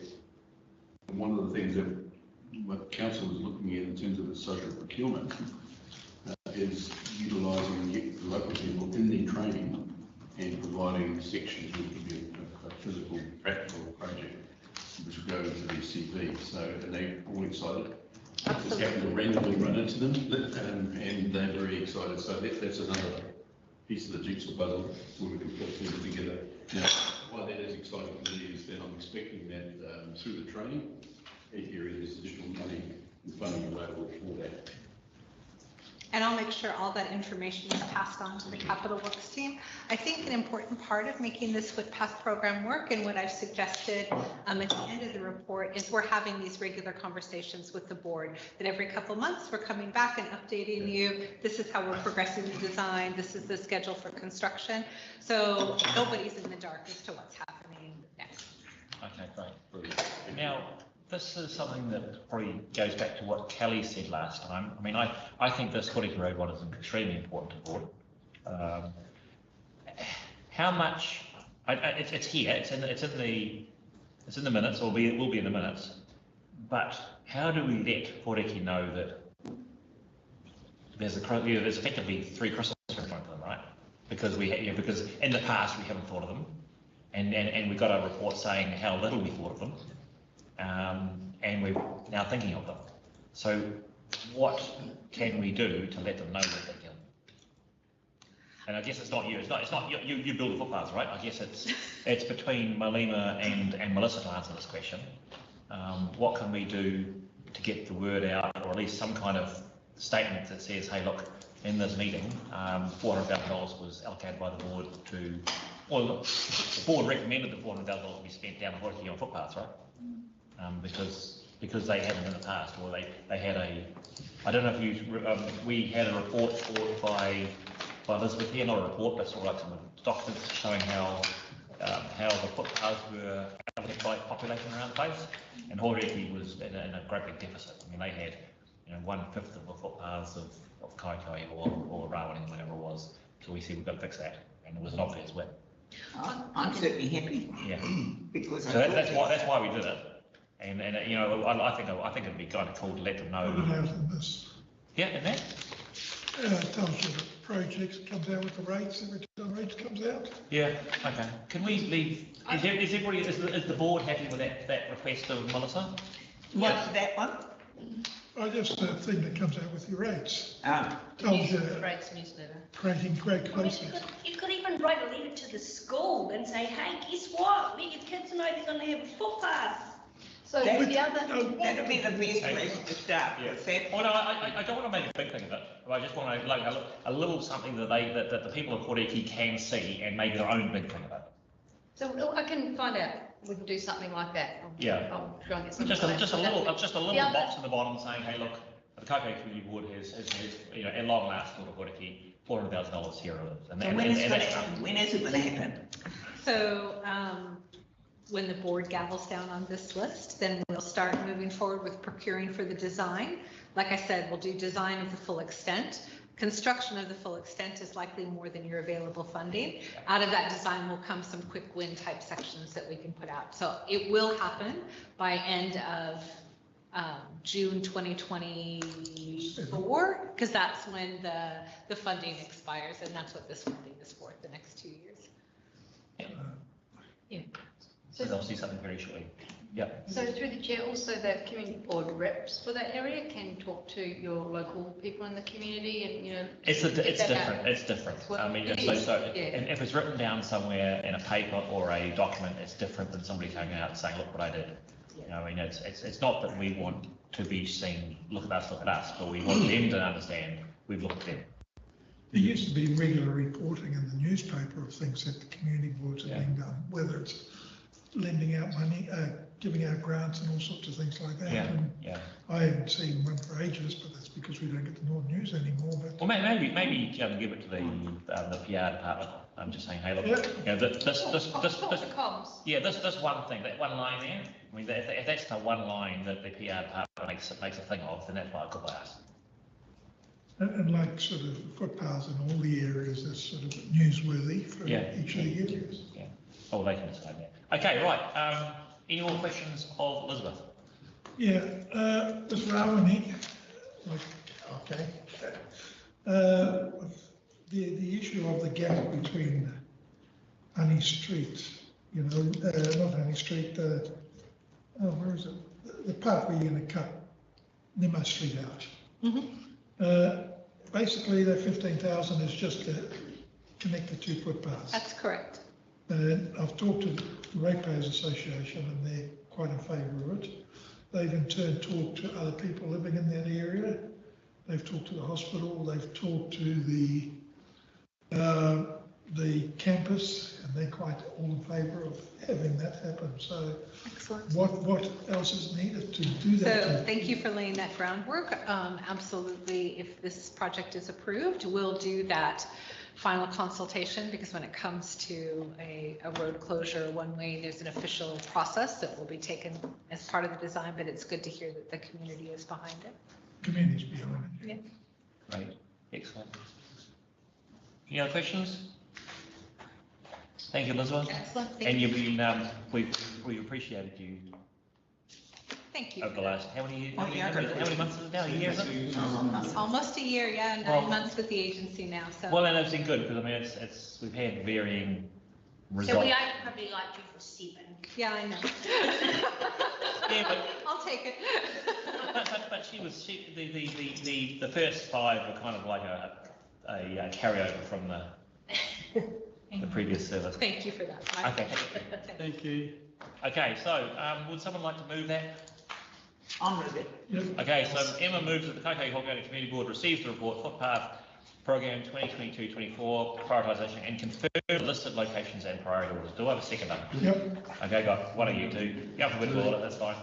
Does anybody wish to say any more about this item?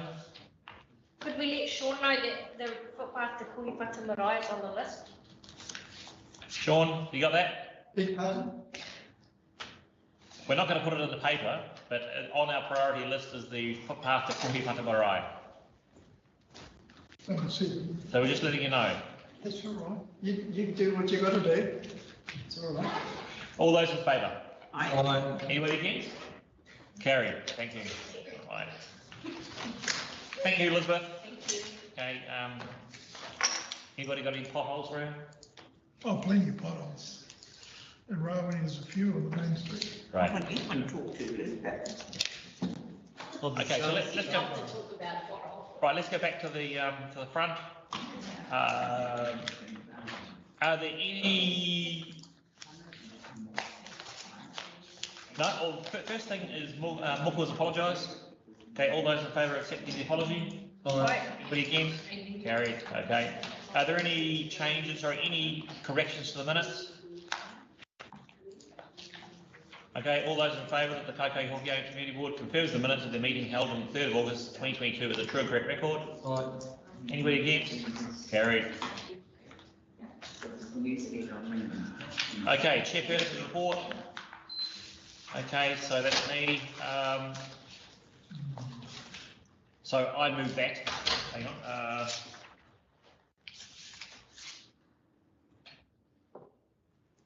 Stand by.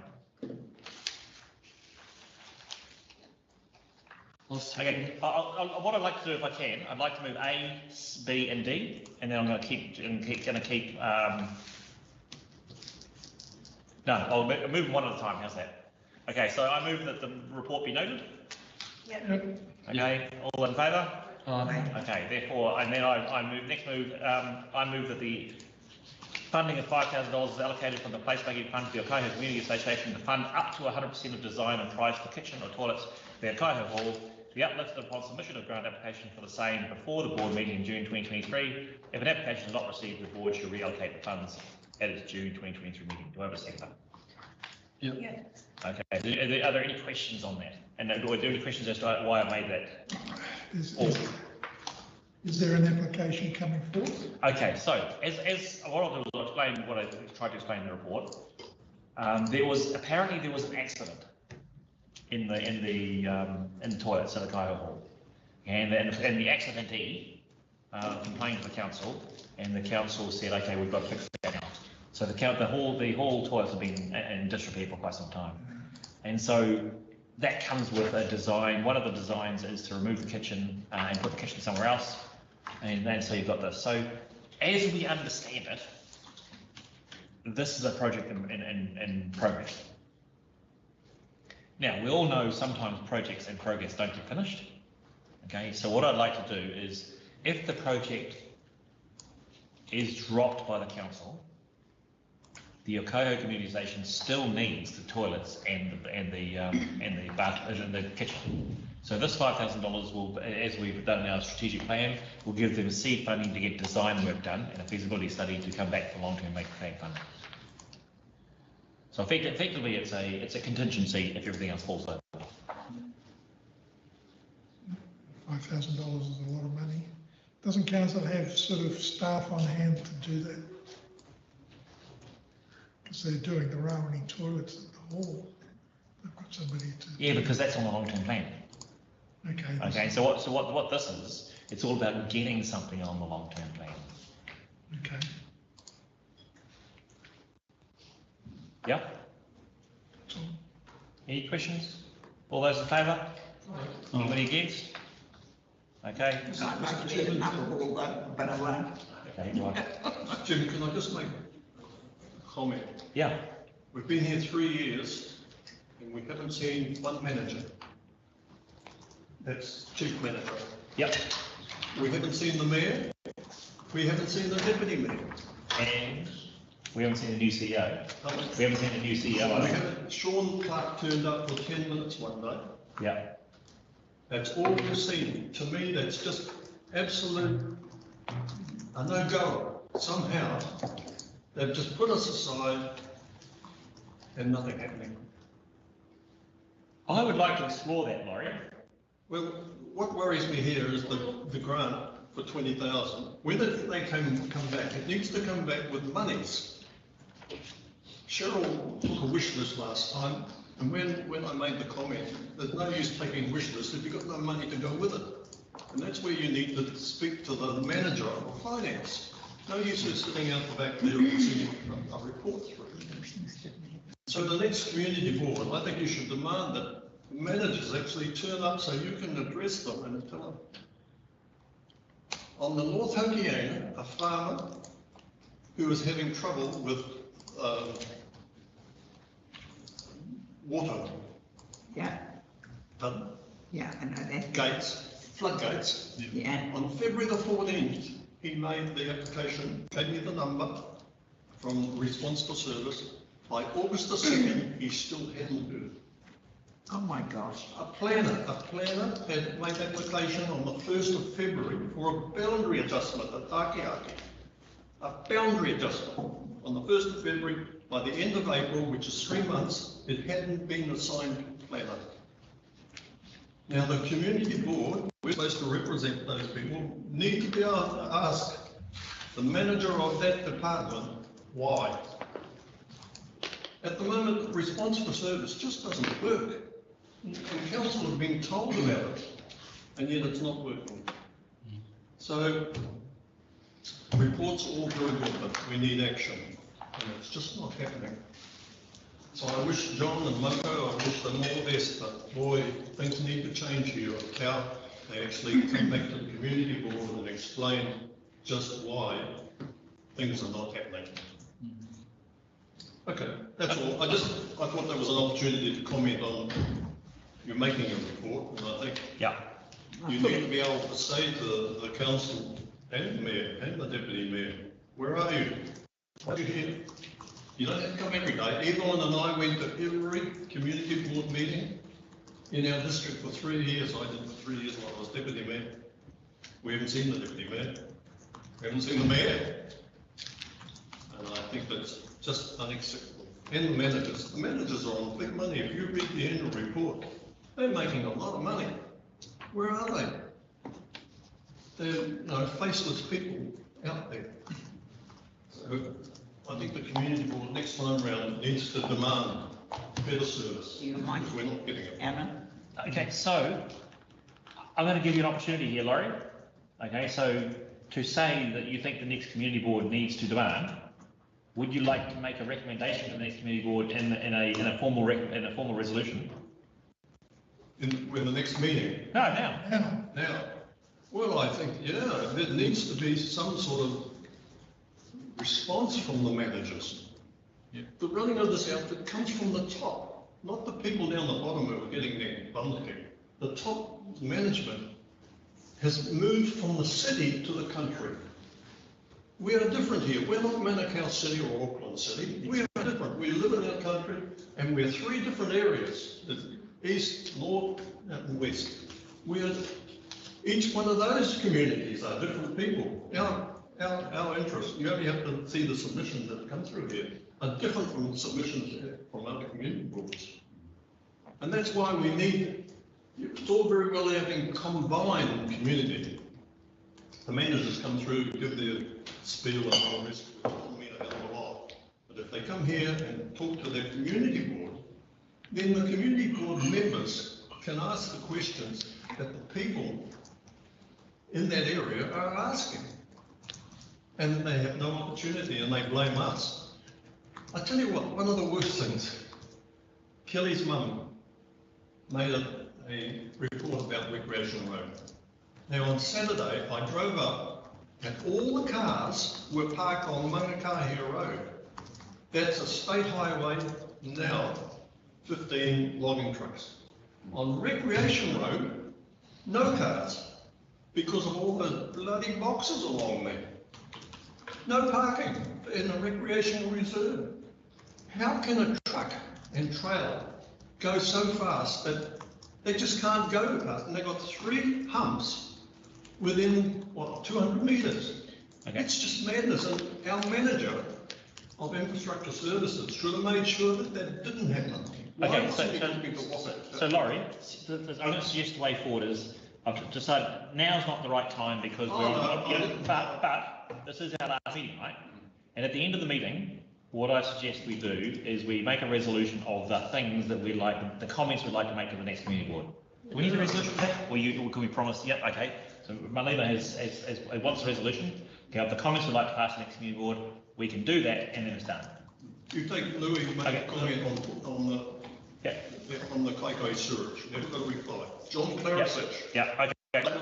We'll deal with it then. Yeah, cool. Okay, thank you. Okay, right. So can we do that for several issues that we have? Yes, any comment, basically it's any comments you wish to make to the next community board on how to conduct themselves. I think that's probably the best way. I think having had 3 to 6 to 9 years of experience, it might be good to make that one last hurrah. Okay, so I will talk to C.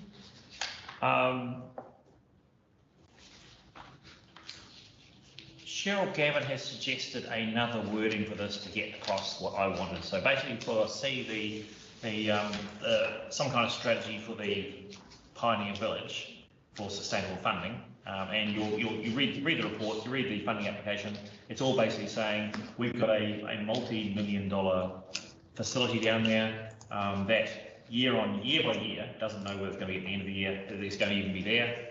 So what we'd like to do is just establish whether or not it's valuable enough to the community to carry on and get sustainable funding for. So that question needs to be answered once and for all. And if it is, then either the council or the community needs to stump up a guaranteed fund that it can stay open. That's all we're asking down there. Otherwise, it needs to be shut up, and the council needs to give the buildings and stuff to somebody else. But what we can't do is expect the volunteers and the volunteers, and very few of them, to give up their lives to keep that place open. Because that's just not fair. You know, they'd like to go somewhere else, especially if there's no future in it. So I move that the board allocates $20,000 to enable future planning for the Pioneer Village to ensure a sustainable future. Is that enough? So the words are to allocate. This is let me put this.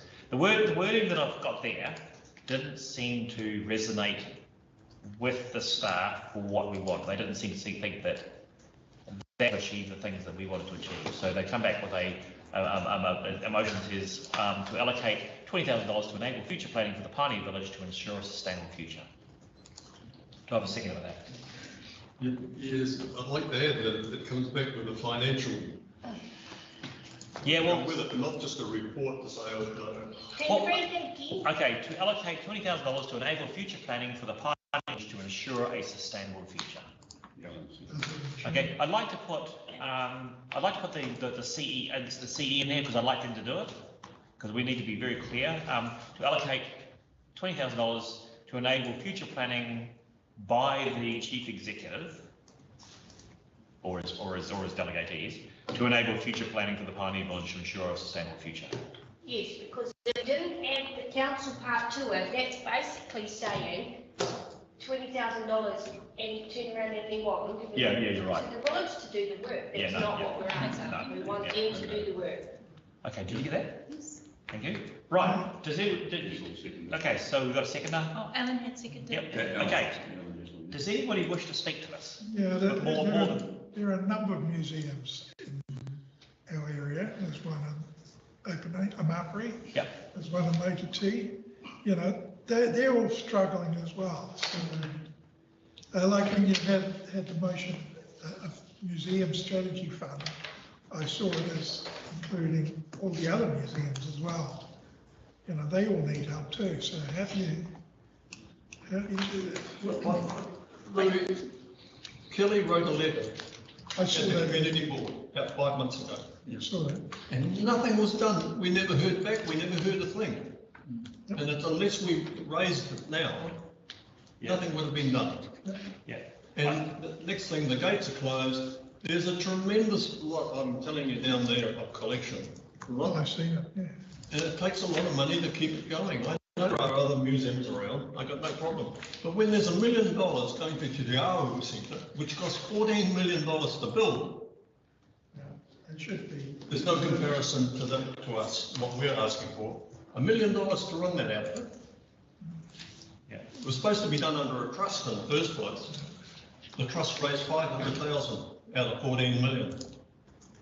I mean, there's an inequity to what's happening within our community. And I think if the case can be made for the other museums, if you want to make the case, sorry, if they want to make the case, then I think they can. I mean, in this particular case, I think the Pioneer Village was set up by the council. It's on council reserve. There's a qualitative difference, I think, between this museum and others. I'm not saying all of the others, but others. And where it's a personal project or something like that, and it's a personal person who's set it up. And while they're valuable, it wasn't a matter of a council building the damn thing or supporting or creating it in the first place and handing it to a bunch of. Although with the Hokianga Museum, that was set up by council. Oh, which one was that? In the council building at the information centre that used to be on the foreshore that fell down the hill. Oh, okay, is it still there? It had to be moved, and the trustees, the Hokianga Heritage Trust, or whatever they're called, they moved. They built a new building. Okay, well then I think they need to come and make the same case. Yeah. It's up to them. Look, I'm prepared to support that, even though I'm part of the museum at Muntiti. But we go elsewhere to get our funding. But I can understand the museum here because Kaikohe is supposed to be our main town. You know, and when you look at what council has done in terms of supporting the others, like the Ahu, then I do support it. If we support Pioneer now, it may set a precedence for these other ones to all fall in line afterwards. But this process has been going on for quite a while. I don't think it will, because museums are sometimes built on various reasons, and I know why Muntiti was built. Yeah. But that needs the road fixed up too, though. Oh, I'd love the road to be fixed up. So there's so people can get there. Yeah. I mean, the alternative here, and it's and if the community want it, then it gets closed down. If the community don't want it, sorry, it gets closed down. Well, Mr. Chairman, the open day that we had, I thought it was excellent. Yeah. It was really good. I was just saying to Kelly before, we most likely should run it every 2 months or something like that, so that the kids can come along and be part of it, and they're the ones that will grow up and slowly adopt it, hopefully. Yeah. But that was an excellent day that they had there. The Christmas one last year was great. Or was it last year or the year before? I can't remember when I went to that. In this particular case, I guess it's a community amenity, right? Yeah, I got no problem with supporting it. Okay, so if there are no other discussion, I'll put the vote. All those in favour? Aye. Anybody against? Carried. Okay. Thank you, Mr. Chairman. Thank you for that. That's because To me, it's important in our town. Great. Well, thank you for making that letter, by the way, Laurie, too. No, that's Okay. My wife got construed. Okay, I'm not going to read the entire motion because it's long.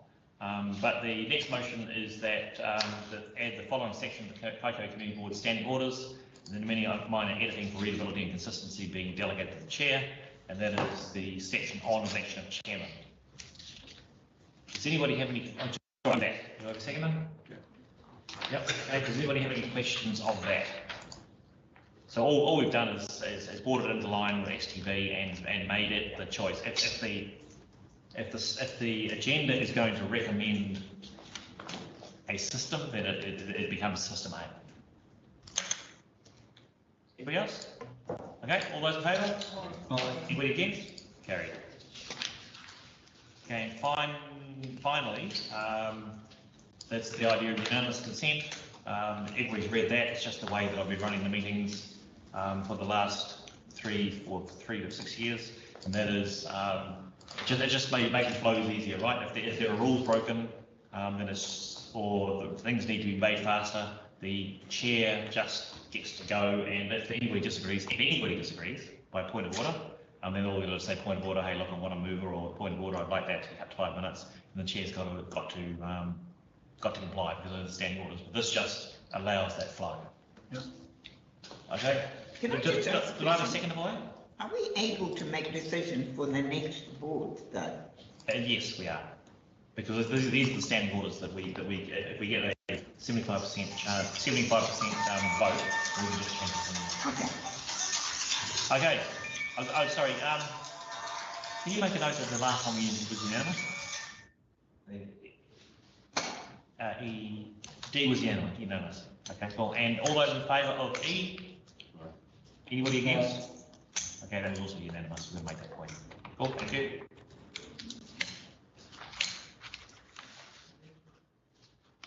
Okay, project funding reports, page 24. Do I have a mover, please? Okay, John Buster moves. Anybody second? Yep. Okay, Alan second.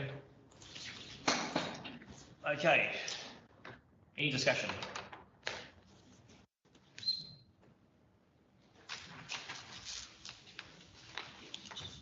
No? No. Okay, all those in favour? Aye. Anybody against? Carried.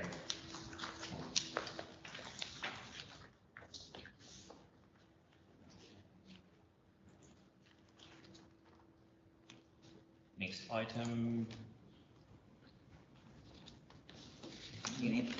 Okay, right. What I'm going to do is sometimes people have asked for some of this deliberation to be in public excluded. Okay, and if there's a reason for public exclusion in any of the funding applications, then let me know now, because what we'll do is we'll put funding applications at the back of the meeting just before public excluded session. And they're going to be all in once. So does anybody wish? There is. Okay, and is everybody happy with there being a public excluded session? Okay, so let's assume that that's going to be the case at the time. So let's go on to 7.1, Grow Kaikohe Information Report, page 112.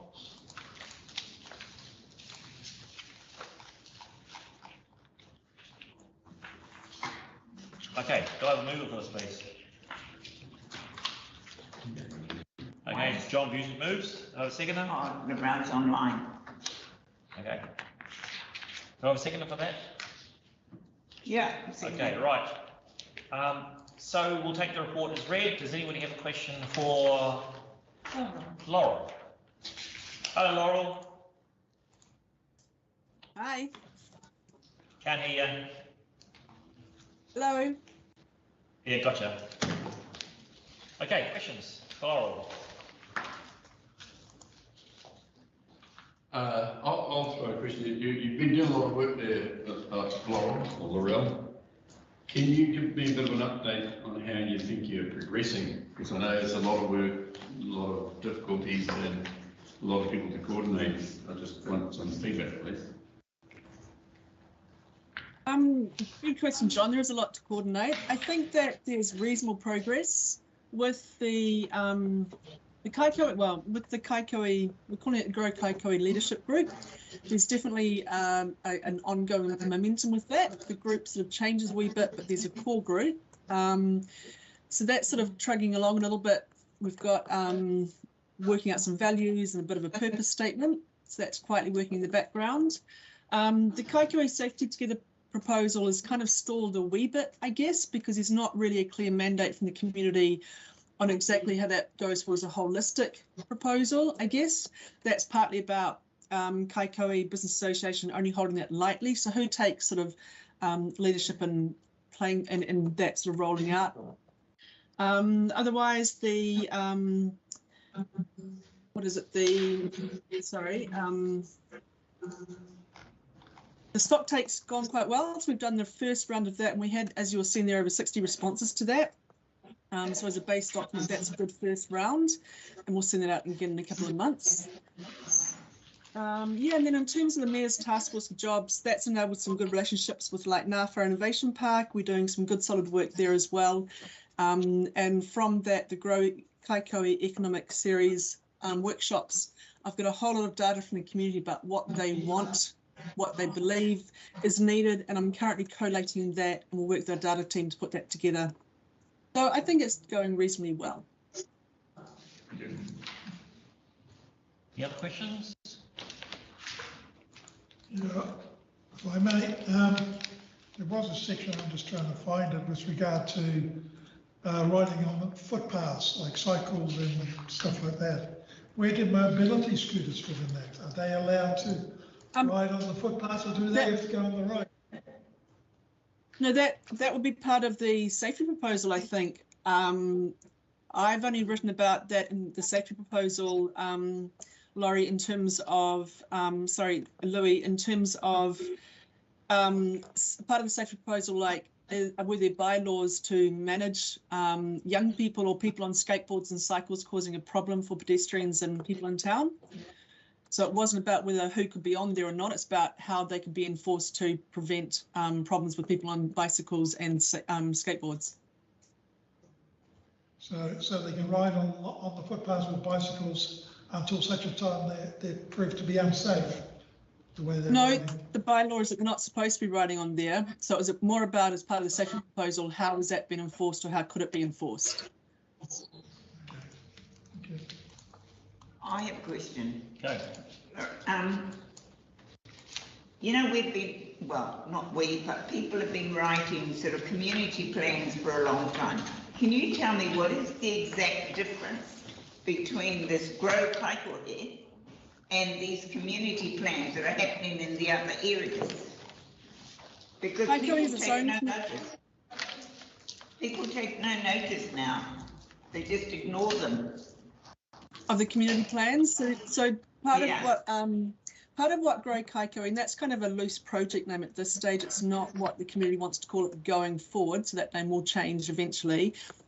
I think that's part of what the Grow Kaikohe sort of work is about, Emma, that there are community plans and that they are a partnership with council and communities. So how does the Kaikohe community itself have capacity to do their partnership bit in the community plan? But obviously that was written a wee while ago as well, and there's been other work done. ARCO's done some work with the, Grow Kaikohe workshops. There's been social services kind of reports as well. So it's about the idea of that group is that they would then be able to look at that community plan and say what's still relevant, what is still wanted, and how do we as a community start these things happening.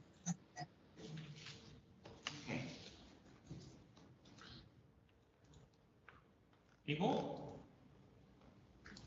No? Thank you, Laurel. Okay, awesome. Thank you. Okay, you just hold on first for a few minutes just in case something comes up. Well, when we discuss it, and then we'll, once we've passed it, then thank you very much. Okay, thank you. Okay, right. Any discussion? Right. Kelly, I want to ask you a question, Kelly. Why aren't you part of Grow Kaikohe? Well, you can now that you. I'll think about it. Anything else? Okay.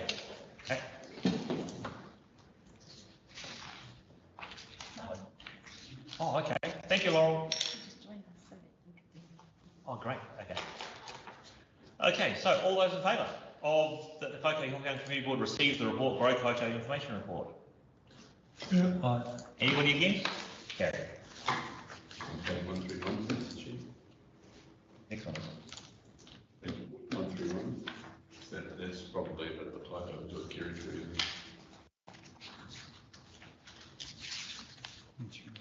Oh, okay. Good to see you. Anyway, carry on. Okay, right, page, we've done 7.2.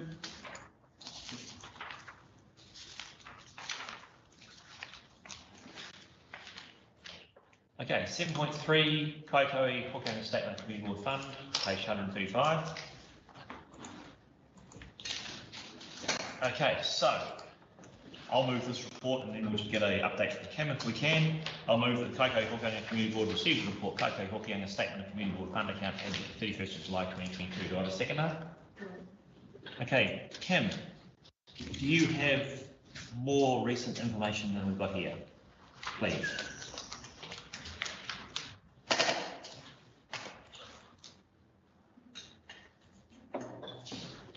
Currently through the chair, the board has a total of,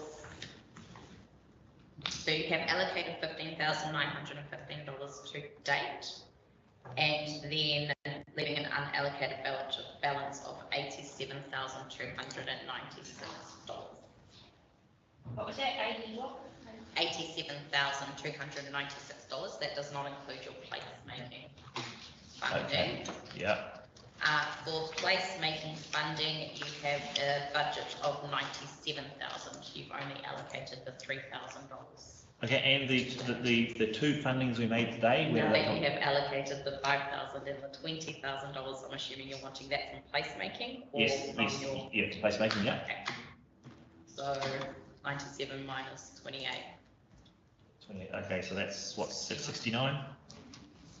Yep. Okay, right, so we've got 87 and 69 roughly, which leaves, what's that, 156? Does that sound right? Sounds right. Okay. Okay, so there we go. Any further questions? Okay, all those in favour of receiving the report? Anybody against? Carried.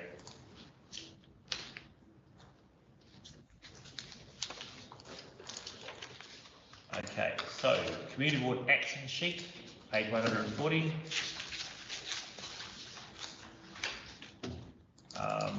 Can I move it to receive it, please? Yeah, I'll move. Okay, Louis, seconder. Anybody? Yes. Alan, thank you. Okay, Louis, do you want to make any comments? No,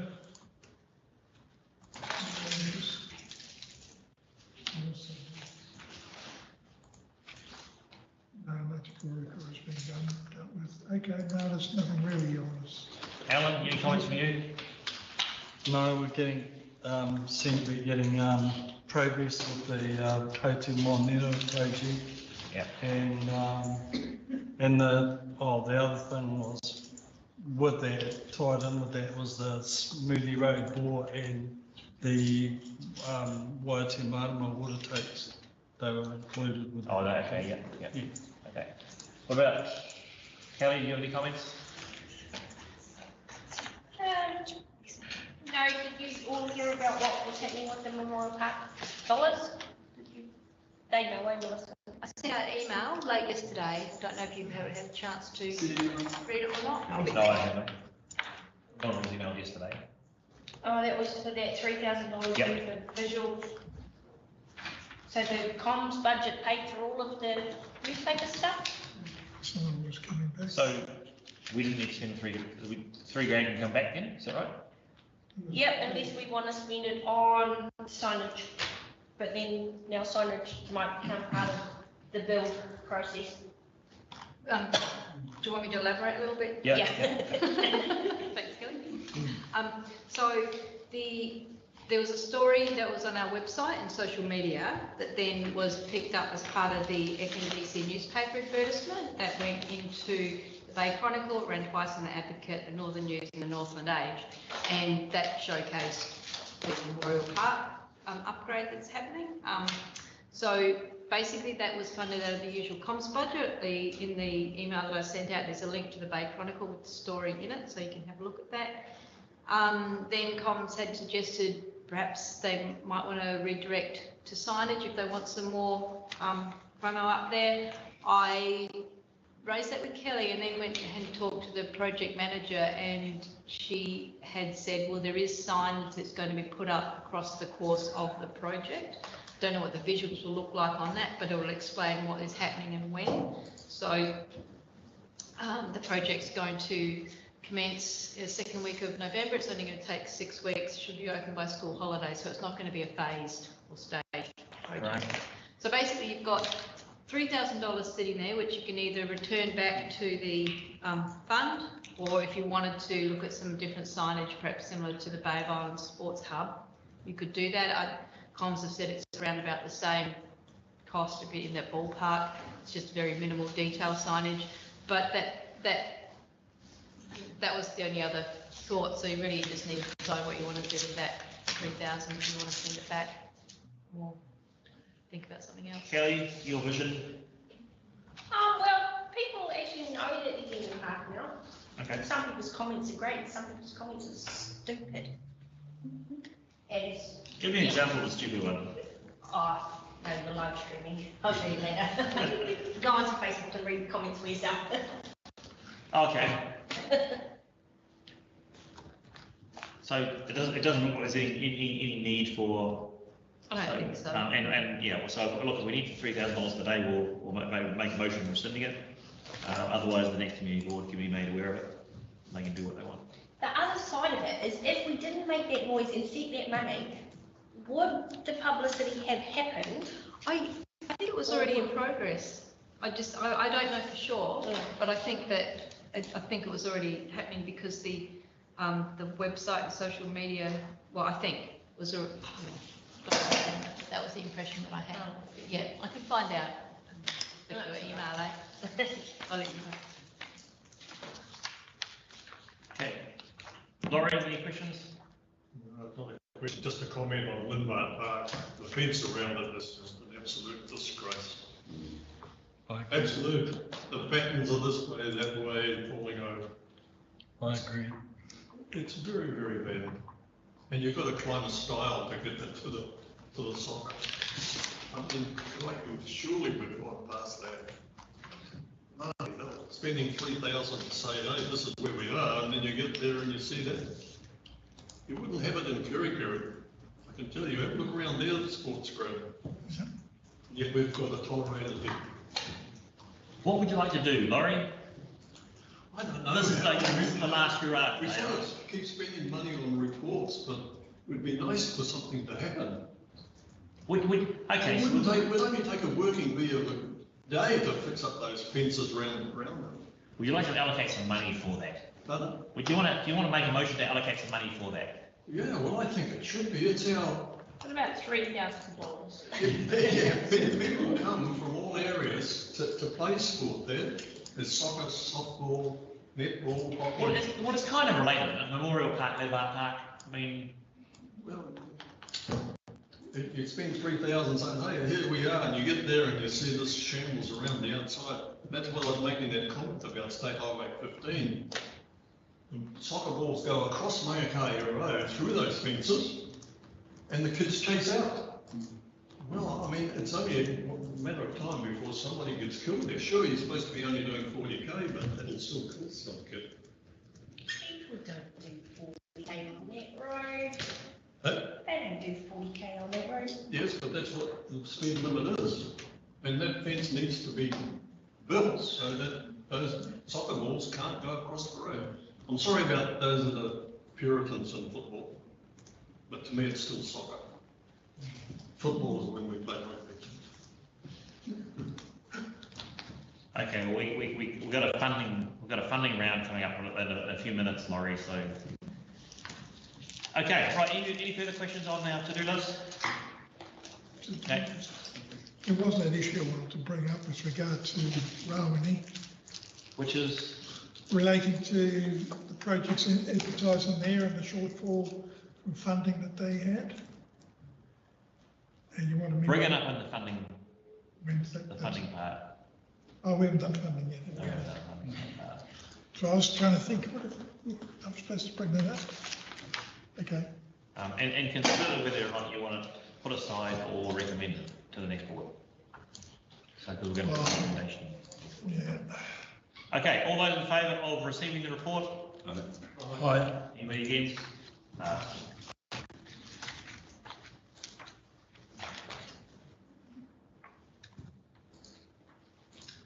Okay, next item.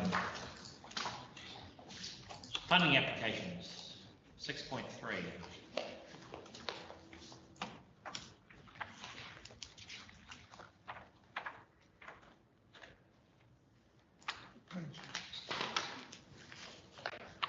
Okay, so the way I'll do this is I'll take a motion, we'll take a single motion. Through the chair.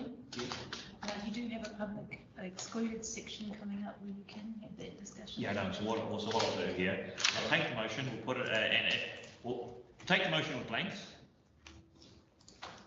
And then if somebody wishes to go into public excluded for some of the discussion of that, then they can make that motion, and we'll take the opportunity with that public excluded motion to deal with the public excluded section.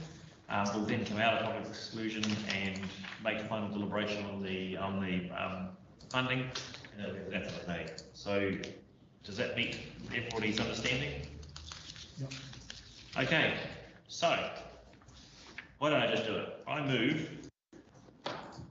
That's a lot of reading. Okay, so what I'm going to do is I'm going to take that as read, and I'm going to move all of those words with the numbers replaced with blanks for all A through J. Okay. Yep. Do I have a second? Yep. Okay, so that's Laurie Byers. And Kelly, do you wish now to go into public exclusion? Yes. For what reasons? Free and frank discussion. And to respect the privacy of People. Of individuals? Yeah. Great. Do I have a second for that? Yeah. Okay, all those in favour of that motion? No. Okay, cool, right, we'll just wait until Jamie Lee, can you confirm the live stream is paused, please? Yeah.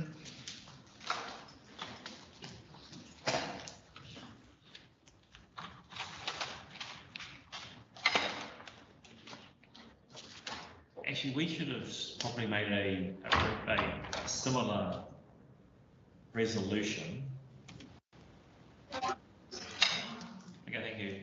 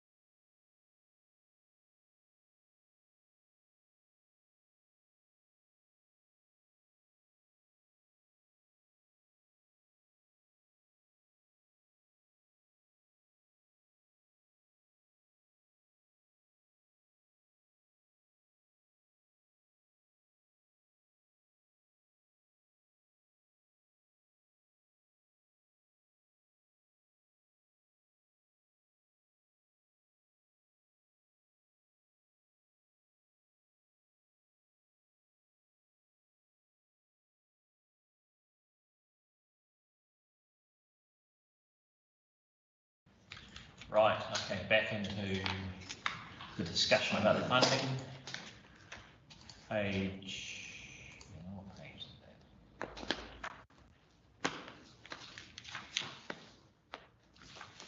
that? Page 41. Okay, so we'll take this piece by piece. Okay, so we'll reinsert the numbers as we go, and we can agree on them. So number one, Kaikohe-Hokianga Community Board approves the sum of $10,000 to be paid from the board's community fund account to Bay Islands Animal Rescue Trust for the community vaccination and desexing program to support the following community outcomes. Do I have a second? Sorry, no, we're just voting, aren't we? All those in favour? Aye. Okay. Sorry, are you taking each one Separately. separately? So Yep. you need to move around a second. No, we're voting by parts. Understood. Okay. So it's been moved and seconded. Okay, so this the next. Yeah, I missed the mover and the seconder. It was me and Alan. Thank you so much. Approves the sum. Part B approves the sum of $5,000 plus GST if applicable to be paid from the board's community fund account to Hokianga Community Educational Trust for 2 coordinators at the Arts Hub to support the following community outcomes. Proud and vibrant communities. All those in favour? Anybody against? Okay. C approves the sum of $2,625 to be paid from the board's community fund account to Hokianga Music Club Incorporated for the additional cost of ferries during the 2022 Hokianga Music Festival to support the following community outcomes. A, proud, vibrant communities. B, prosperous communities. And C, communities that are healthy, safe, connected, and sustainable. Yeah. All those in favour? Okay, right. D, approves the sum of blank to be paid from the board's community fund account to the Kaikohe Business Association for advertising, administration, equipment hire, decorations, portaloos, and so forth. Does anybody wish to do more discussion about that before we make some numbers? No? Okay, Kelly, what's your number and why? $3,870. Yeah. 17. No, 17. Yeah, for. $2,500 as per our strategic Yep. statements, and the road closure, which was $1,370. Okay. Laurie, number? Yep, I'm happy with that. John? I'm happy with that. I'm happy with that. Okay, so they say that the motion becomes approved the sum of 3,870 to be paid from the board's community fund account to Kaikohe Business Association for advertising, administration, equipment hire, decoration, portaloos, lollies, and road closure, traffic management for the 2022 Santa Parade. All those in favour? Aye. Okay, E approves the sum of 2,500 to be paid from the board's community fund account. Actually, I'll back up. I've got to recuse myself here. Emma, do you wish to read that and take the motion, please? I can't read it because I haven't got the glasses on. Okay, Kelly, that's you. Read that for me, please. Approves the sum of $2,500 plus GST if applicable to be paid from the board's community fund account to Kaikohe-Hokianga Development Trust for rent of Memorial Hall to run classes to support the following community outcomes. Okay, let's go. Take a vote. We will choose the number, so. Okay. Just take a vote. All those in favour? Aye. All those against? Thank you. Okay, F approves the sum of blank to be paid from the board's placemaking fund account to the Kaikohe Bowling Club for the purchase and installation of all-weather surface to support the following community outcomes. Can I have some discussion on that, please, so I know where we're going? Laurie, what was your amendment, Laurie? Okay, a finance report from the finance department of the Whanganui District Council as to possible funding for the Kaikohe Bowling Club all-weather surface.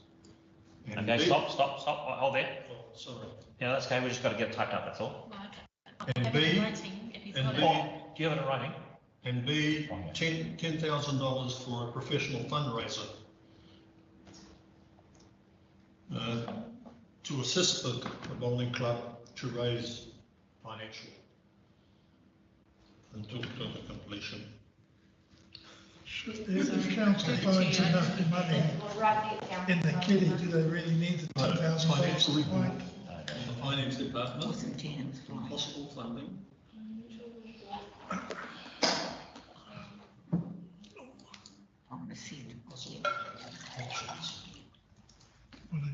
No, thank you.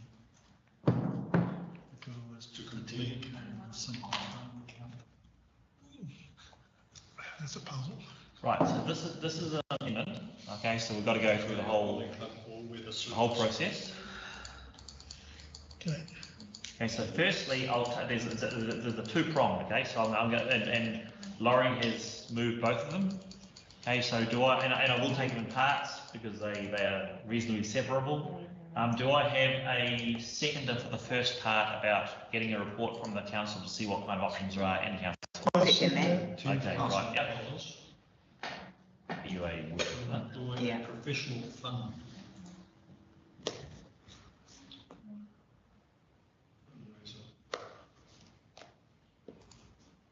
To help with the completion of the economy.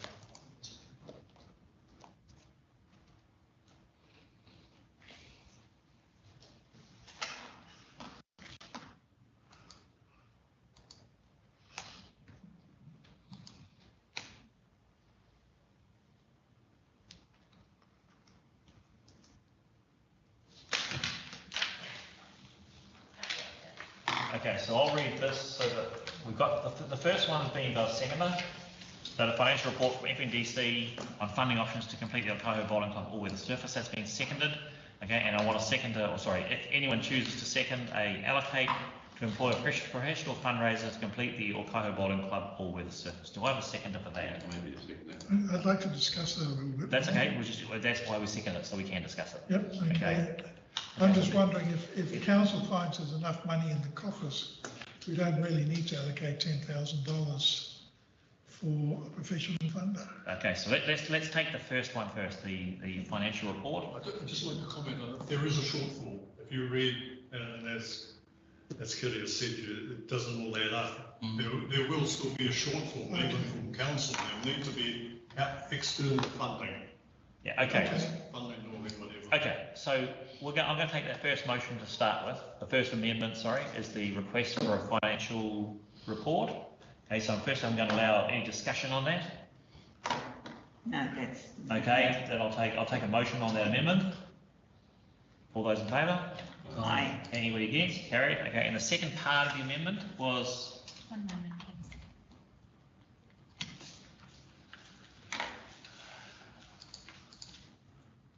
Allocate $10,000 to employ a professional fundraiser to complete the Kaikohe Bowling Club all-weather surface. Do I have a second? I've got a second for that. Right, so, Laurie, do you wish to speak to that, or anybody else will speak to it? No, I think that's a positive way, and the one that I've spoken about, has the professional expertise. We've done it with the RDA in Waimate North, and we've also done it with Kaikohe. So we've actually achieved it by getting expertise into help. They know where to go. They know how to make that application. I think it's important. When you go to Watho or you go to Funding North, you need that expertise. And the guy that I've mentioned has got that expertise. Okay. Is that Alistair Wells? Pardon? Was that Alistair Wells? Yes. Well, he was the manager here, so he knows the inside out what's going to happen here. So. Is he still around? Is he still around? Yes, he does a lot of work for Auckland, Tamarui, Wongai. Okay, so I'm just going to get some advice here before we vote on this. Okay. Does this policy allow us to give funding for professional other fundraisers? It seems rather. Okay. Whereas I know if we purchased strategic project and funding advice. The reason that I've said that is because I don't want that spent elsewhere. Yeah, I know you mean. I want it actually spent on raising money. Yeah. So Mike's words, well, I mean, really what you're after is strategic project and funding advice, aren't you? Okay, which I think would probably fit more in policy than a fundraiser. Is that fair to say, Kim? Yeah, so through the chair, it says that the following are not eligible for funding in the policy: conference attendance, political organisations, retroactive funding, wages or salary, activities deemed objectionable that promote unhealthy behaviours, commercial activities unless of direct benefit to the community, projects outside the local area unless of direct benefit to the community, projects on private property, unless of direct benefit to the community, organisations who receive bulk of their funding from central government, and applicants who have failed to successfully submit a project report. Okay, so it's not specifically. However, me personally, I'd be far more comfortable getting strategic project and funding advice than employing just a professional fundraiser. That's my personal opinion. Well, would you? We would achieve the same thing, so I'm quite happy for that. Well, getting advice leaves it over to other people to do the work of getting the money. Like sort of, well, I mean, you actually need them doing the job. You need them doing the job. Just make sure what the wording is right, saying? and make sure that that 10,000 goes to raising money. Okay, so getting advice. Not buying them. Okay, so here's fridge or something. they haven't applied for this funding, right? We're doing it. Okay, so and the policy also requires there to be a grant application. So I'm wondering whether or we just do it like this: we earmark this amount of money or an amount of money to be uplifted upon a grant application that satisfies the community board of the strategic partner's ability to complete the funding. Yeah. Yeah? Does that sound good? I mean, the money's there, they've got to apply for it, and then we got it. Then the community board can approve the person. Strategic partners.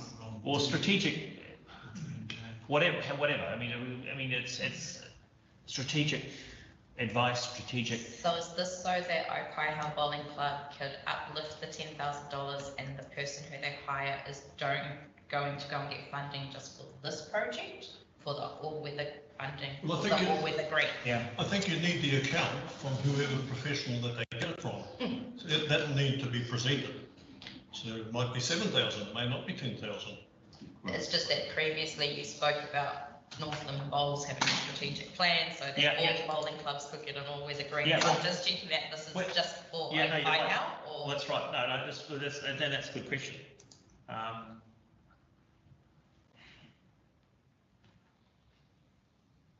Yeah, carry on. So let's keep talking. So what advice do you give us, Kim, then?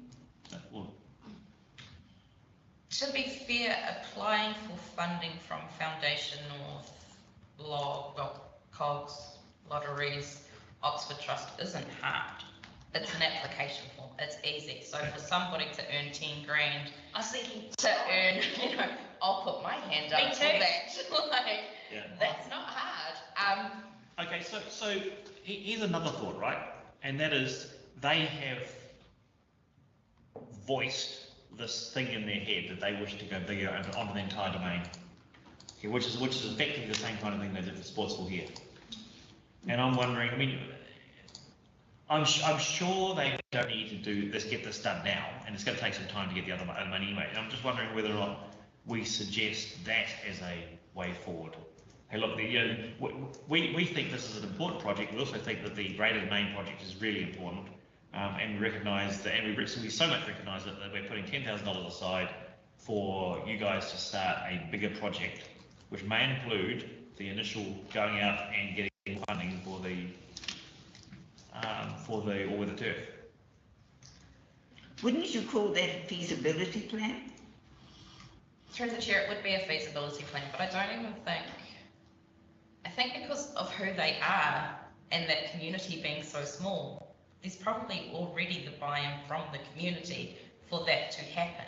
Yes, it's going to, take some work to be able to do that, but it's a small community and they're all friends. They're going to be able to sit down one night and have a chat and put that all in place. Yeah, although the Kaikohe sports will took a year to get their rules in place and their structure in place, all that stuff with help from the council. Right? And that's at the stage then that I think they should come back for funding. Once they've spoken to rugby and they've all agreed, yeah, that's the place to go, then they can come back to council and say, right, we now need a feasibility study, we now need a strategic plan, and this is when we need somebody to help us out. Not right now. And the first step is an all-weather turf. Yeah. And the money from the all-weather turf will pay for everything else. Yeah. Yeah. I thought the same thing. I thought they'd probably use the 10K to put on the turf. Yeah, you would be better to allocate the 10K for the turf, like a lot is riding on this turf, unfortunately, so. Suddenly you turn around and say, actually, here, we're giving you 10 grand, but these are the conditions, and you have to do this, and you have to pay someone else, and they're like, man, we just wanted our grass. Like, we've given them all this whole new job. I mean, this application here and all these supporting documents is close to being ready to submit straight to lotteries. There's a couple of bits missing, but they have done pretty good. They've got all the community support. I think all they need is they need that 33% or whatever it is in their bank account to say, Or foundation or. yeah, we're ready. We've got our part. Fill us up. If you feel that way, you're 90. We don't have 19. I already told them that there's no way that And the 90 is not about strategic plan. Our strategic plan is small amounts of money that make big differences. But On 10 two grand of ends, seed we are funding groups towards that cost the us next application to lotteries is good. Okay, so the amendment is on the table, okay, which is we give it $10,000 for a professional funder, okay, so all those in favour of that amendment, we'll put that now. All those against the amendment, okay, so that one didn't pass. So going back to the number now, approves the sum of $90,000. Are you saying that the blank is $10,000? Yeah, yes. Okay. Seed funding towards. Okay. Laurie, what's your number? You want to do the whole 90? Yes. I think this is doable. Listen, I run a trust at nearly $500,000 turnover a year, and we run on the bloody smell of an oily rag, I can tell you. Making applications for funding everywhere is difficult, and you need professional help to actually do it. It's all very well Kelly saying it's all written there, fair enough, but you actually need a guy up front to face them across the table. So here's what we've done, Laurie. So what Kelly's saying is we're giving $10,000 for the turf. Okay, so that's the first $10,000. Now what they spend the $10,000 in their bank account on this replaces is entirely up to them. To me, Mr. Chairman, I don't think they'll have the expertise. It's like tomorrow's school. No, but they can, but you can go up there and give them that, or even Kim can say, we're giving you $10,000, and the discussion was, you ought to get some help. Or you and I can go up, or John can go up, and we can say, look, we gave you $10,000, but you really need some help.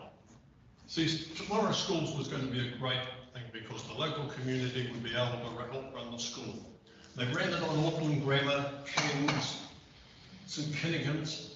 They all had professional help. Yeah. Whereas somebody in Kaikohe trying to run the Kaikohe Intermediate or Kaikohe East or whatever, I see Chicky here today.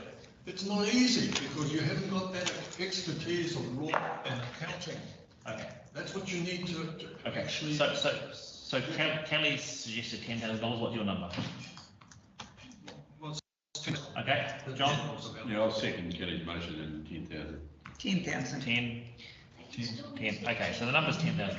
So what is what's the actual resolution? Okay, so the resolution was the first part. The first part of that amendment. Request by council. Okay, and then the second part was approved for some $10,000 cost to the part, isn't it? No, just $10,000. They can do whatever they want for to be paid for the purchase of a all-weather. So the number in there was the standard one for F, $10,000. And then we've got a follow-up. Okay, G. So we've got the first part of the motion still there now. The amendment for a report is still there. Yep. Okay. So approves the sum of G approves the sum of $4,164 to be paid from the board's account to Ormanai Marae for carpet. All those in favour? Okay. Declines the application from Pioneer Village due to taking up the Human Development of Arts. All those in favour of that? Aye. Anybody against?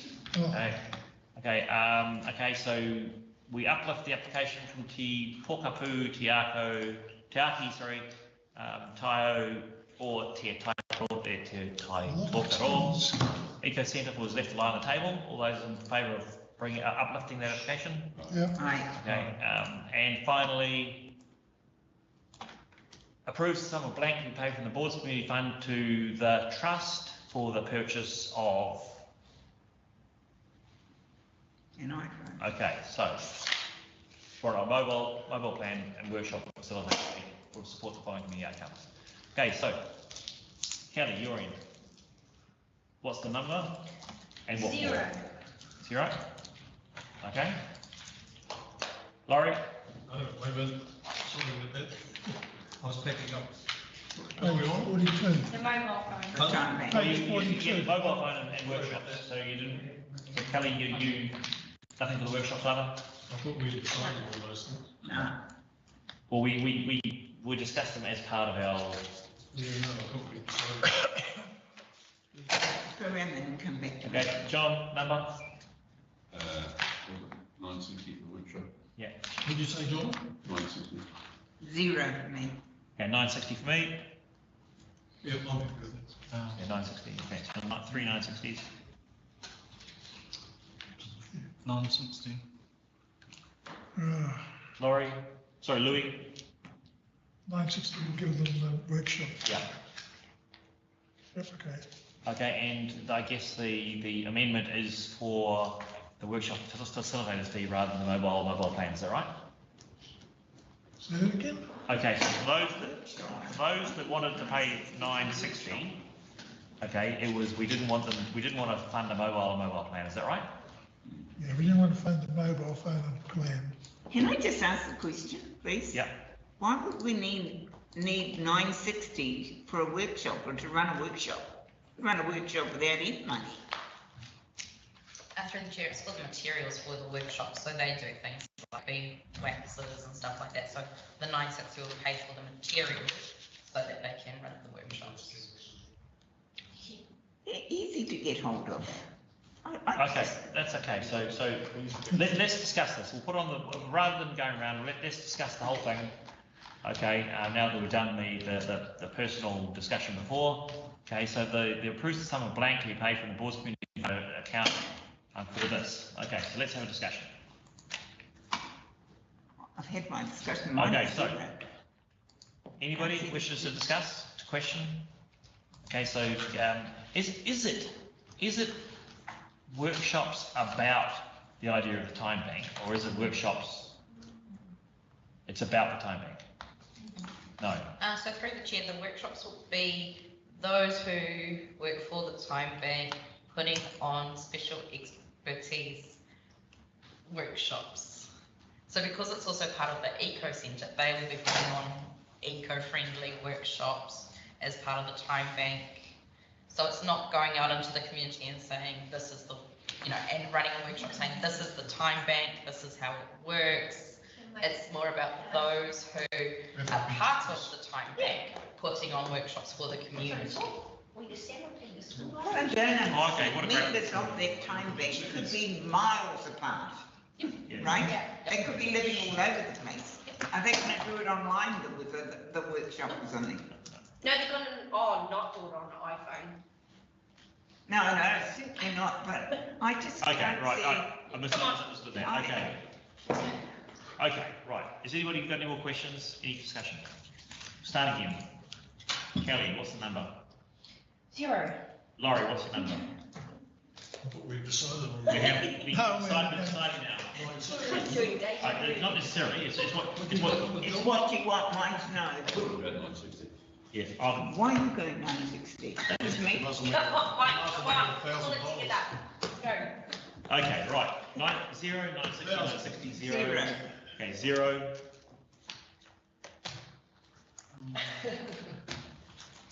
$960, that's 3, 3. Louis, it's your choice. 0.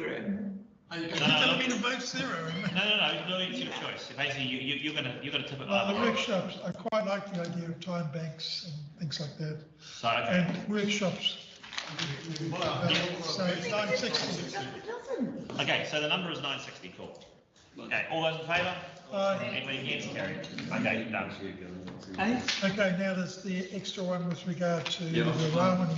Okay. I moved the sum of what, $5,000 be earmarked. To be earmarked there's a shortfall of, and I don't know the trust name, I think you've got that wording. Yeah, it's Manaki Trust. To be uplifted on a satisfactory grant application. Who is that trust? Can you just tell me where that trust comes from? What is that trust? It's the rounds and chimneys, basically. It's the, where is it? It's roundy. It's basically the gym. I'm actually part of the gym. How come I haven't been told? How long have you been engaged? Okay, what we'll do is we'll I'm revert, going to ask at this point in time, we'll revert to the usual meeting practice of somebody putting a motion, somebody seconding it, and then what we do is discuss. I'll second that motion. Okay, so the motion was, John? What's the detail? Okay. Through the chair, the motion was that the Kaikohe-Hokianga community earmark 5,000 for Rawene master plan on receipt of a funding application. Rawene domain master plan. There's a domain down there, isn't there? Yeah. Rawene domain master plan. Domain master plan on receipt of a funding application from Manaki Tinana Trust. Cool. Okay. You've seconded it? And John, would you like to speak to it? I think what they're trying to do, so you've got the men share, you've got the Sally, Ollie. There's the horse riding and whatever it is, and look, it'd be great to do. People can read these papers. Yeah, that's okay. Well, they will next time. Yep, it's gone. You haven't seen the papers. Okay, right. All those in favour? Aye. Anybody against? Carried. Okay, right. Given this is our last meeting, and I suggested that is there any advice that you would like to pass on, a single sentence of advice you'd like to pass on to the next community board? I'd like to move now that we record the single sentence of advice from each of the community board members for the next community board. Do I have a second for that? Okay, got a second. I'd like a ramp for the Kaikohe post office. Okay, right. So, no ramp. And they're prepared to pay for it and council's holding it up. No, I'm pretty sure that they're actually. There's a ramp there now. You can get into the post office in a wheelchair. No, I thought that was all given, chased along, that was. But nothing's happening. Okay, your bit of advice, Laurie, your bit of advice before was going to be, get managers into the meetings. You want to? Oh, absolutely. Okay, so I think they need to front up, and I think both the mayor and deputy mayor need to front up. Okay. They don't have to do it together or whatever. So Laurie's bit of advice is to get the senior managers and the mayor and the deputy manager, the deputy mayor to. And not every meeting, if they okay. come once every 3 months or whatever. Yeah, just a brief 10 minutes. Okay. Kelly, any advice for the next board? Yes, I think all board members should receive a copy of all the community plans. Yep. The full list of footpaths. Okay, that's yeah, okay. And that safe streets thing that Elizabeth gave us. Can I have another vote? Okay, slowly. No, you can't. I was promised a district plan, hard copy. Oh, okay. We Greg Wilson and I never got it. On the 27th of August, I think it was. Do that for him? The proposed district plan or the current district plan? Because the proposed district plan is online and they can't do. The plan, the plan for the district. The proposed one or the existing one? Well, are you thinking of the annual plan? Because I requested a hard copy of the annual. This letter said a hard copy for all elected members. Are you talking about the long-term plan? It's the proposed plan. We'll have to go through the process, sure, but it was to be laid out so that we can go through it. It's much easier on a hard copy than on one of those jolly things. So the proposed district plan. That's correct. Is not able to be provided in hard copy, as I understand it, and I have. Well, his letter said that. And I can bring up the information and let you know why. Because, yeah. Okay. So that the community. But it's difficult to read on the computer. So they're going to make arrangements for people to be able to sit in the service centre or have a. You know, like when I carry my bag. So I'll Okay, How right. can they make decisions when they Thank actually you. don't That's know cool. what the community. That's cool. Okay, John, your bit of advice? Yeah, my bit of advice is note the chairperson's report, item 6.1, and put together a community long-term plan based on the community plans well before the council long-term plan. Sorry, I missed that. The chair, note the chair's report, item 6.1 and. And put together a community board long-term plan based on the community plans well before the long-term plan Okay, yes, good John, right. You've got a single sentence of advice. A single sentence. Advice for the next board. Good luck. No, okay, you'll come back to you. No, sorry. Yes, I have. One, Kohu Hall. Sorry, but I'm sick. Okay, yeah, but what is the advice? Give them a piece of advice. What is the? That the community board has control of that hall. Delegations. Of the delegations of that. So you want them to pursue all delegations? Yes. Don't let the council off the hook. Okay, got that. No, another one. No, just one. East Coast Road. No, it's okay. Alan, what's your bit of advice? The RFS system needs fine tuning. Okay, right. Okay, can you write that down because Marlene's behind. And Louis?